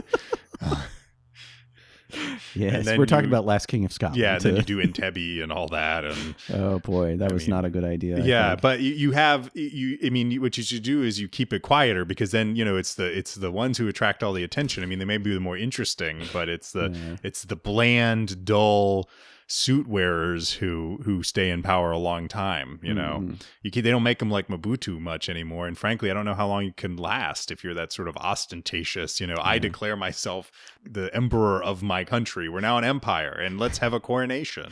You know, like that sort of thing just doesn't. But this is slightly related. But Laurent Kabila and Mobutu had a face-to-face meeting during the first Congo War. But a funny thing about it is the fact that Laurent Kabila refused to make eye contact with Mobutu. And the reason was because he was a very super despite being a Marxist and still being a Marxist in the late 90s, like still carrying the torch for Marxist-Leninism, he was also very superstitious, and he believed that you could be cursed via eye contact. So if someone was like into black magic, he could transmit a curse. So instead, he looked at the ceiling the entire time and refused to make eye contact with Mobutu, who he thought was a man who could possibly be a wizard, maybe. He may possess some magical powers. So, you're a wizard, Mobutu Sese Seko. Sorry, I can't do a Scottish accent. Just imagining Harry Potter, and they all get in their cart at the Hogwarts Express, and here comes Mobutu Sese Seko with his hat and his big cane, and sits down. He got his, by owl post, he got his letter to go to Hogwarts. The prostate cancer was just a cover for him going home. Just eat some ground up, what is it? When I was at the Harry Potter thing, and I went to the Harry Potter thing in London when I went to London with my wife, because of course we went to the Harry Potter thing. And it was great. It actually was very nice. Ground up, what are they called? I don't know. Okay, look up. This is not a Harry Potter podcast. Mini flavored beans or whatever? Or? Whatever. So yes, but interesting. The evil eye concept. It's kind of like the concept of the evil eye a little bit. Italian and Greek and sort of Mediterranean cultures. But let's talk about some alternate history scenarios. Yeah. Well, I guess going back, could the Belgians somehow eased ethnic divides enough to make this tragedy in '94 in Rwanda not happen? And I mean, I don't know. It's kind of harkens back to what we were talking about earlier about like, I mean, you still have these tribal tensions. These tribal tensions exist. You can argue about how much are they exacerbated by colonialism, by the Belgians and all that. But these tribal tensions do exist before the Belgians are there. But the Belgians do nothing to make it better. Again, like, I mean, you can, again, as I said before, you can make an argument about, people argue about the impact of colonialism, but a clear negative in Rwanda, Burundi, and the DRC, just no question about it. And I don't know if they had treated the Tutsis and the Hutus more equally, if that could have fixed stuff. Maybe. I don't know, though. I mean, unfortunately, here's the thing, too, is that it's not just putting these sort of guardrails in place, it's that they have to exist after you leave. I mean, they left a monarchy. They left the nation as an independent country, as a monarchy dominated by one of the ethnic groups, the smaller of the two. Yeah. And I mean, what ends up happening is kind of just a changing of the guard. Just like, well, the shoe is on the other foot. The other ethnic group is now in charge. And it's not like this, mild, stable democracy. It's a country that has a lot of fear and hatred endemic in it. And it's fighting a guerrilla war with representatives of that ethnic group outside its own country. So I don't know. I mean, once they're gone, they're gone. So once the Belgians are gone, they can't really fix the thing they left. And they only administered it for 50 years. If Luxembourg had run this country, who knows? The Grand Duke would have just kept it in line. If only the Duchy of Courland could have been in charge. That's right. Things would have been different here. So I don't know. I mean, it's hard to say, unfortunately, because there's just not enough time, I think, to build those sorts of institutions. Yeah. And there's so many people that attack those institutions for reasons of political power or other reasons that it's just hard to see. I mean, I guess the better question is not could the genocide of 94 be prevented, is that what could have happened if the international community had stepped in? Like, what if the U.S. had stepped in and sent troops? What if the UN or other countries had stepped in to send troops? Would this have helped? I mean, eventually France does, but early on, very early in this violence. And they would have had to act very quickly because, as we said earlier, this genocide happens in a very compressed period of time. And there's some evidence that the Clinton administration knew what was going on fairly early, but refused to call it a genocide and refused to raise the alarm about it just because there was this sense of, I think, we don't really know. There's some doubt. They treated it like it was an internal conflict instead of a humanitarian issue that the whole world needs to get involved in. Well, the problem, I think, here's the thing: is it's the fundamental issue the United States was running into, particularly when we're a hegemonic superpower in the 90s. But even now, we still, with the power that we have, the military powers, is that getting involved. You can't get involved in every conflict, and the truth is that Vietnam has laid very bitter fruit that still exists. You can argue a lot of the sort of the anti-interventionist attitudes you see in the United States didn't just start with the Iraq and Afghanistan war. It goes back, I mean, to Vietnam. So you've got the disaster of Vietnam. We intervene, blood and treasure, and it all goes to shit. Then you have Somalia. We try and intervene, trying to humanitarianly intervene. And then American soldiers are getting killed and dragged through the streets. The Yugoslav wars too, right? The Yugoslav wars, less bloody for the Americans, but there we're using mainly air power. Very little ground. I know there was some ground fighting, but not very much. I mean, so you have that, you have this, and at the same time too, is we can't intervene in every conflict, and there's not the political appetite. But it's a hard position, but ultimately we should have done something. If I was in a time machine and I could talk to Bill Clinton, I think I could, Well, you don't have to get in a time machine to talk to Bill Clinton. That's true. At least at time of recording. Mr. Clinton, this is Matt and Max calling. We need to know, how's Roger doing? That's all I need to know. If I could have one question with Bill. Bill, how's Raj doing? Is he still alive? Roger Clinton? I think he is. Okay. Well, yeah.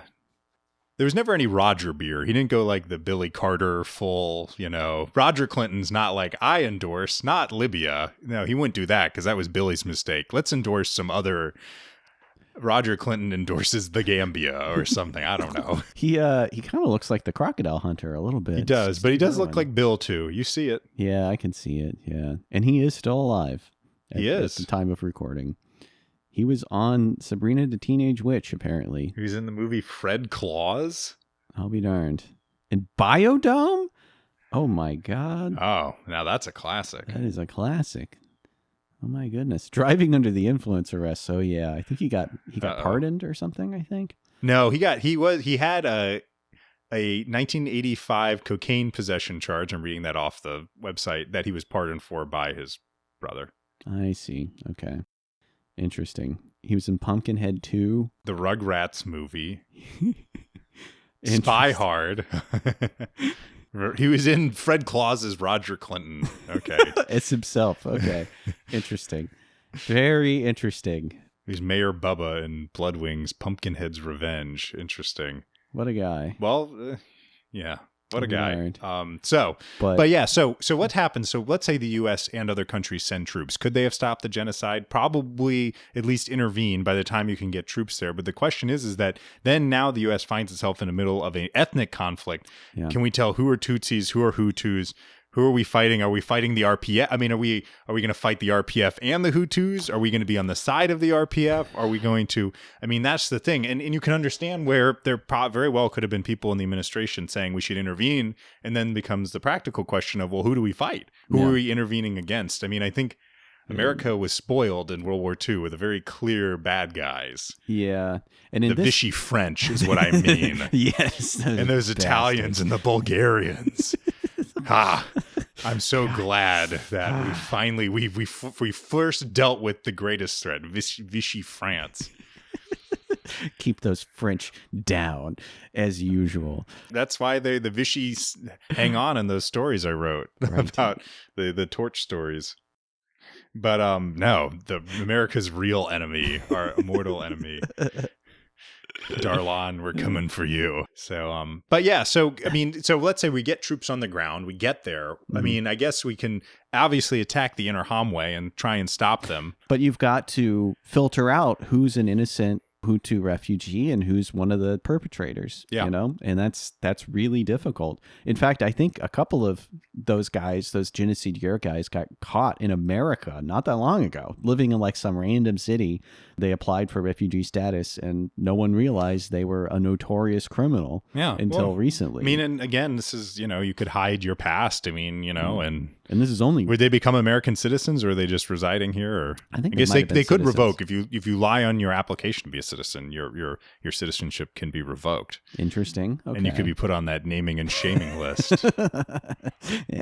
What I mean, you know, this was only 35 years ago, you know, so there's a lot of people... 31 years ago. 31 years Once ago. This episode is released, 35 years. Just kidding. Right. Exactly. You know, yeah, maybe if there was more intervention, the first Congo War never would have needed to happen. And of course, you know, if Mobutu got regular prostate checks, he could still be with us today, still running Zaire, good and strong. You know, I'm sure it'd be a wonderful state, no problems. The Concorde pilot community, very happy. the Concorde jet still flying solely because of him. But, you know, joking aside, I mean, you know, maybe more intervention would have... You can definitely see how it would be bad and how things could go wrong, but maybe if there was a more hands-on role, a lot of hardship could have been avoided, perhaps. Yeah. You know, then, you know, you can ask yourself the question, what if the French cordon hadn't allowed some of these people to slip into Zaire? But the question is how could you really have stopped it? I mean, how could you have you driven in an area of the world like that? How could you? There's no borders are porous. I mean, even in World War II, people were moving around areas. I mean, it happens in the United States. I mean, you just can't. You can't create an iron wall that just holds back everybody. And unfortunately, where are these people going to flee? They're going to flee over into Zaire, and you know, it's unfortunately, some version of what we have be completely avoided, you know, in some way, shape, or form. If you had a time machine, maybe, but how can you expect people at the time period to instantly know what to do when Rwanda is a place that the average United States citizen, even today, knows almost nothing Probably about. couldn't find on a map. Couldn't find it on a map. Probably wouldn't get it on the Sporkle quiz. Most people know. Most people would not know. Most people, there's a lot of Americans who can't find parts of America on a map. Let's be honest. This is true. This is unfortunately very true. Yeah. And for us, and again, people could say, what, if we're going to intervene, why would we intervene in a country that isn't, directly has some sort of, you could argue, oh, well, we intervened in the Gulf because of oil and all that, even though most American oil doesn't come from the Middle East. It comes from the United States, Canada, or Venezuela. Yeah. It doesn't actually really come from the Middle East. The Middle East is incredibly important for Asia and Europe. Well, they also set the prices with OPEC. Yes. So if you have a good relationship with them, they can help you out in that regard. But yes, yeah. So what happens in the Second Congo War? What if Katona succeeds? What happens? What sort of government comes into place? I mean, it's just another decapitation and replacement by Rwanda. And can that guy survive? Can he justify his rule, or is he going to have a lot of unrest because people are like, you're just a plant? Well, the problem is it's like this. It's like and it's depressing to say it like this, but it's like kind of like any situation you can think of. Okay, so Katona succeeds. So Kabila's government is defeated, kicked out. So there's now a pro-Rwandan person in charge. Well, then there's still going to be internal conflict. That's the problem, that these militias, these internal conflicts already exist. So, you flip, it's not like, and whoever's the leader doesn't change the map overnight. So, okay, so now there's a pro-Rwandan president in power. I mean, Kabila was supposed to be pro-Rwandan, and it didn't stop the second war from occurring. Yeah. Like, okay, so now, you flip it in like, okay, so the central government is now anti-Rwandan. Now it's pro-Rwandan. Okay, well, there's still going to be, if it's pro-Rwandan, then there's anti-Rwandan elements within the country that are going to fight against it, and vice versa. I mean, I hate to say it, but like the idea that there could be no violence, or that the violence would end, like, I mean, it's just, it's depressing to say it, but I can't think of any version of this where maybe the fighting is less severe, but I mean, unfortunately, there's too much to be fought over. And in the Second Congo War, part of the reason why it's so devastating and so terrible is the fact that you've got these Rwandan-backed militias and groups. I think the main one was RCD, Rally for Congolese Democracy.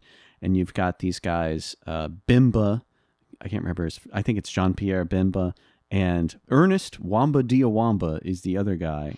Very interesting name. Ernest. I'm thinking of those Ernest movies. Well, Ernest did go to Africa. That's right. He did. Do that, yeah. Ernest Scared Silly. I like a lot of Ernest films. Yeah, it's a fine. Paul Varney. Jim Varney. Slinky Dog. Yep, he was the Slinky Dog. Ernest. Did I make the Ernest joke in another one? I was talking about like Ernest movies. Did we? I feel like I did. Was that what was the most? Ernest leads a bonsai charge. Ernest gets a prostate exam. But part of the reason why that second war was so devastating is because you've got the Rwandan-backed guys, and they're going up against, a lot of times, not actually the DRC military, but by these local militia groups that the DRC central government gives arms to. So they basically have proxies who fight for them. So this will be Hutu militias, or what's called Mai Mai, which are just random people who take up guns and walk off and start fighting and become basically bandits.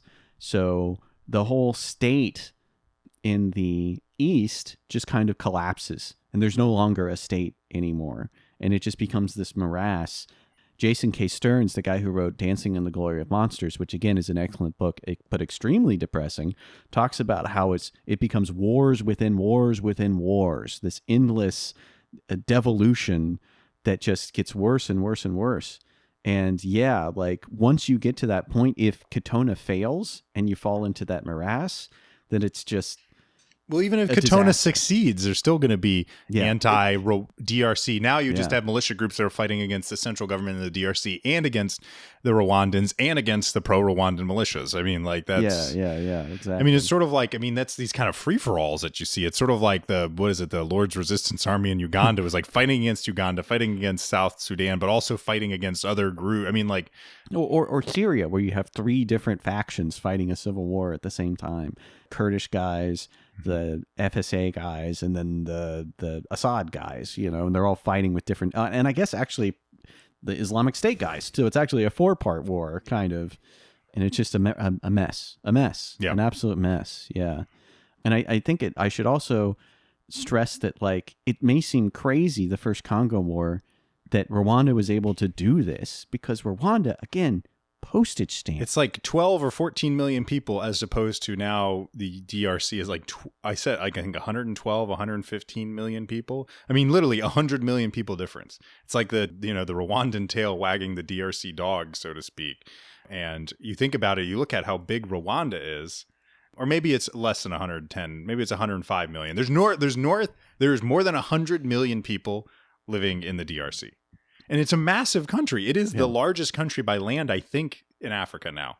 Is Algeria or Sudan bigger? I think the DRC is still the biggest. I think it's still bigger. Yeah, I think and maybe it is the biggest. Maybe that's part of why it's very hard to govern, because of its size and because you have all these disparate groups. And the infrastructure is bad because, like, the only way to get anywhere is by plane in a lot of cases, because it's either not connected to the river or the river's not navigable because it's too... the rapids are there, but also the rail connections are bad. So, I mean, it's very difficult to govern this country. Very, very difficult. Yeah. Almost impossible. Like it's yeah, maybe we'll see. But yeah, not easy. And like in the first Congo War, the Rwandans are able to roll them up with victory after victory after victory because Zaire had been just so dysfunctional. Like soldiers in Zaire, if you had a job, a lot of times you didn't get a paycheck. Like, you just wouldn't get paid. And instead of getting paid, you were just expected to use your position to extort money out of people. So if you're a soldier, your job isn't really to protect the country.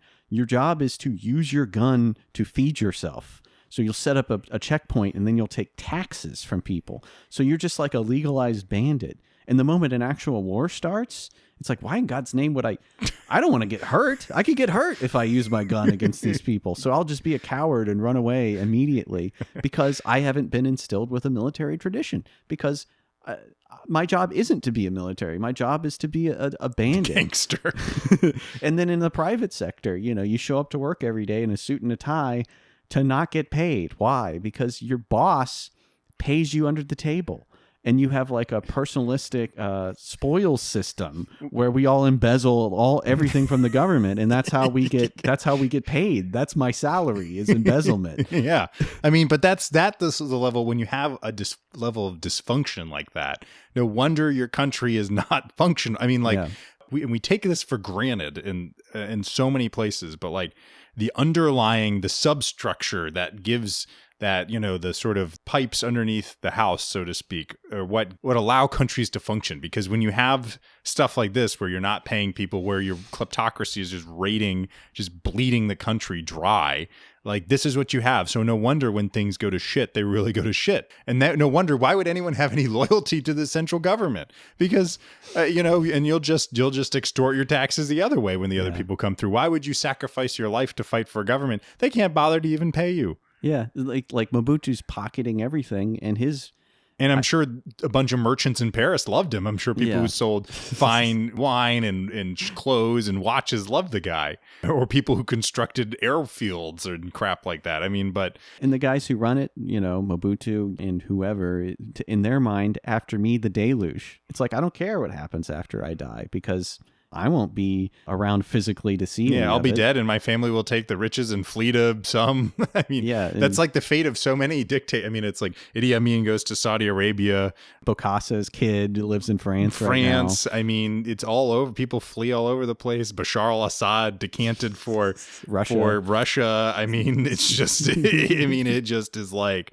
Yeah, I mean, that's what they do. Rob the place blind, take sacks full of money, and then go live in exile, or even, it doesn't even have to be a violent end. You could be the king of Spain who decides that I love Spain, but what I really love is Dubai, the UAE, my true home. So what was the controversy exactly? There was some, I think, investigations about financial improprieties about money, and he decided he moved to the UAE. Like he comes back to Spain every once in a while, but his son is the king.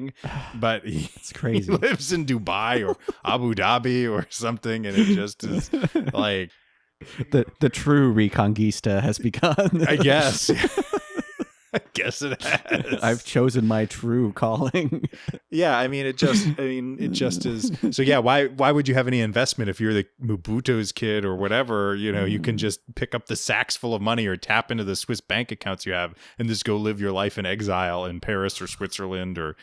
We're so lucky to like live in a place that has a civil society, a place that has rule of law, the place that, well, you know, and I guess it's also an important lesson that these things are not immutable. They're not permanent, and they can slip through your fingers if you let them. Absolutely. So, I mean, in to understand that the substructure that we have that supports, especially on the U.S. and on Western Europe and sort of Western countries, Japan, South Korea, things like that, they matter, because when you don't have a civil society, you don't have that substructure to build upon.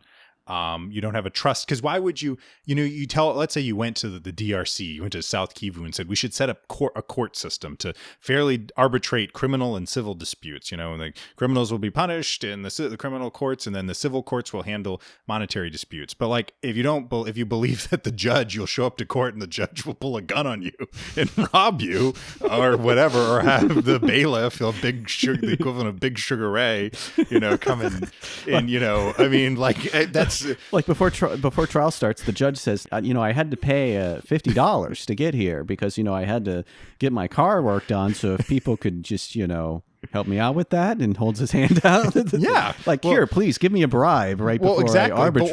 Or someone says, well, oh yeah, well, the law says that in your contract dispute with these people that you should get the money, but you know, you're one of those Tutsis and I'm a Hutu, so I'm just not going to give it to you. I mean, these are not real examples. Or you believe that, like, when you call up, let's say the local government has pipes in, they're the ones who run the sewer system. And if the sewer system breaks, you call up the local government and no one answers. Or if they do, they show up and say, man, that's really terrible that it broke, with the hand out saying, you know, like, don't you need, I mean, if you have to bribe everyone to do anything, you need to believe, I mean, there's something that, and I think we take it for granted in this country and in other places sometimes, that, like, isn't it nice when, like, you know, or like if your house is on fire, like, you know, in the old, in Rome, in ancient Rome, there's these private firefighting companies. And what you do is you'd pay them to provide services, and then they would show up and you'd have to sell them your home if it was on fire. And then they'd put out the fire and then they'd own it. If that's the way the fire department ran, people would be really cynical. And the system wouldn't really work very well. I mean, you have to have that substrate, something to build upon. It's sort of like a state of nature thing. We need to go to sleep knowing that we're not worried that in the middle of the night, someone's going to just break into our house and shoot us, and they can just get away for it with no reason. Yeah. With no recourse. Because then once you become like that, then you become more willing to say, well, I'm going to join this militia because at least it's horrible or whatever, but at least they're not going to kill me. Mm-hmm. And or we have some sort of power or agency, or avoid sort of nihilistic violence that I think some of these militias engage in. Yeah. Yeah. And these cycles of revenge, or set up like a little microstate where that revolves around using people to mine diamonds, and then everyone else is just an armed soldier wanting to get money from selling these diamonds, and there isn't a state anymore. There is no government anymore. Exactly. Where you call up, you have a banking system. I mean, that's why, like, the FDIC is really important.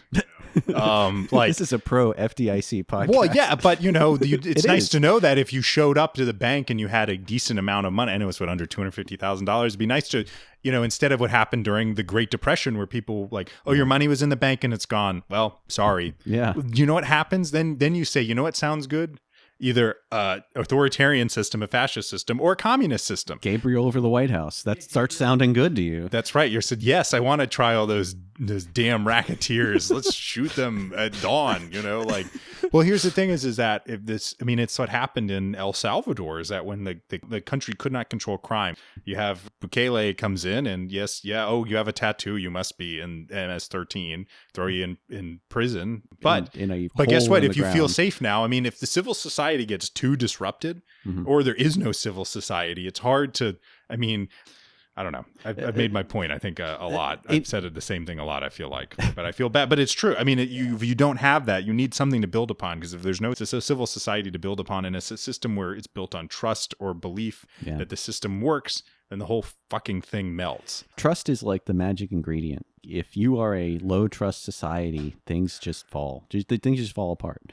They can't function properly because you can't trust anyone to do what you need to do. You know, private property doesn't really exist. The law doesn't really exist. And then brain drain becomes a problem because anyone who gets any money either becomes a kleptocrat or they run away to a better country. Yeah. And then the country See ya. never gets any better. Yeah, exactly. See So ya. it's such a conundrum. Well, that was the whole thing with it happened in Afghanistan in 2021. The people who were running it run away, but it did not happen, which, you know, is interested to see during the midst of 2022 when the Ukraine invasion is happening. There's part of you, they're like, what is Vladimir Zelensky going to do? Is he going to get on a helicopter with the reserves of the Ukrainian state bank and go gold bars and go into, you know, find his way to the south of France or some Lausanne, Switzerland or something like that? Or is he going to stay and fight? And he's a great example of someone who stayed and fought. He also probably realized even if he did that, the Russians would probably find him anyway. Yeah. But, you know, I mean, unfortunately, it's like a trope almost of people like, the country's falling apart. Time to raid the treasury. And then Russia opens up a wooden crate, and inside is Viktor Yushchenko encased in cosmoline, and they shake him, and then wake up! It's time for you to lead our puppet state. But yeah, I mean, yeah, and you never really know until, you know, the iron dice are thrown and circumstance makes history happen. So yeah, I mean, yeah, it's a fascinating place that I want to learn more about, because I still feel like I'm scratching the surface. Yeah, with this me too. stuff. And even more, I feel the same, even more than you. Yeah, I mean, we've talked for 2+ hours about this, and there's just so much more out there.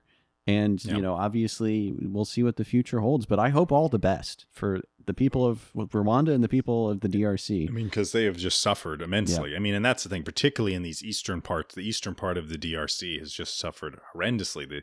That Kivu region is just burned over district. You could say just how many, the immense amounts of violence, and you can see why a country has a problem moving.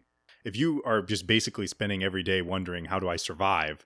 Then it's hard to build institutions. It's hard to build the bedrock of, like, you know, that's very Hobbesian, but, like, you know, you need to be comfortable. You need to know that when you can go to sleep at night, you know, you're not going to get shot in the head and all your shit's going to be stolen from you, or you're going to wake up in the morning and now you've been imprisoned, you know, for no apparent reason. Yeah. You know, if in a world where the strong rule by force alone, it's a pretty terrible world. And you live in a world like, unfortunately, a lot of these people in the DRC live in, and other places around the world where you're at the whim of powers greater than you. And it's hard to build a more functioning open society or a functioning society if you're just worrying about, am I going to get killed today, or press ganged into a militia, or, I mean, you know, exactly. Or hard to build infrastructure in a world where you're worried that, like, the next time the soldiers show up, they're going to rob you and then kill you or imprison you, or now make you one of them. Now you work for the government. Now you're a soldier for the next 20 years and we won't pay you. Yeah, I'm sure you'll be a very loyal one as well. Yeah. But yeah. Yeah, Jason Stearns talks about how there's a reverse Midas effect, how everything turns to shit. The moment you get any power or authority, the corruption is instant. And there was some guy he was talking to that was saying, like, if Jesus Christ came back to earth and came to Congo and said, I will rule this with the most beneficent and wise leadership possible, he doesn't think even that would work. It's hard not to be cynical. And, you know, in the book, though, in these books, they'll talk to locals and they'll say, you know, you say this place is so terrible, but my life is happy. Like, I have a relatively good life. So, I mean, we don't want to be too negative. Yeah. Well, I mean, it's interesting. We talk a lot about Eastern Congo, but what's the Western part of the country look like? Is it more stable? Is it different? Because that seems to have escaped a lot of the violence that especially in the last 30 years that we've seen. So, and a lot of growth has occurred too. Oh yeah. Immense, because of the material wealth. Yeah. It has brought in. And the wealth is insane. The amount of wealth in that. Untapped wealth still in that country is incredible. The cobalt, the tantalum, copper, and immense amounts of valuable resources there still, which again can be the kiss of death for a country, because the whole it becomes that book Why Nations Fail, they become extractive societies instead of inclusive societies. It's all about pulling something out of the ground and selling it rather than building a society. But again, I feel like I'm kind of retreading ground here. But it's tricky. Fascinating conflict, and I'm glad I've learned more about what's going on, because it is one of those things you see it in the news, but it never gets full, at least in recent years, has never gotten the sort of full attention. And it's just so complex. It is a very complicated issue, and it requires you to go back to Leopold II in order to explain anything. Yeah. Because you have to go through it start to finish, basically, in order to really get context for what's happening. But I'm glad that we've at least attempted to be a primer for people and, discuss something that we find interesting. Yeah.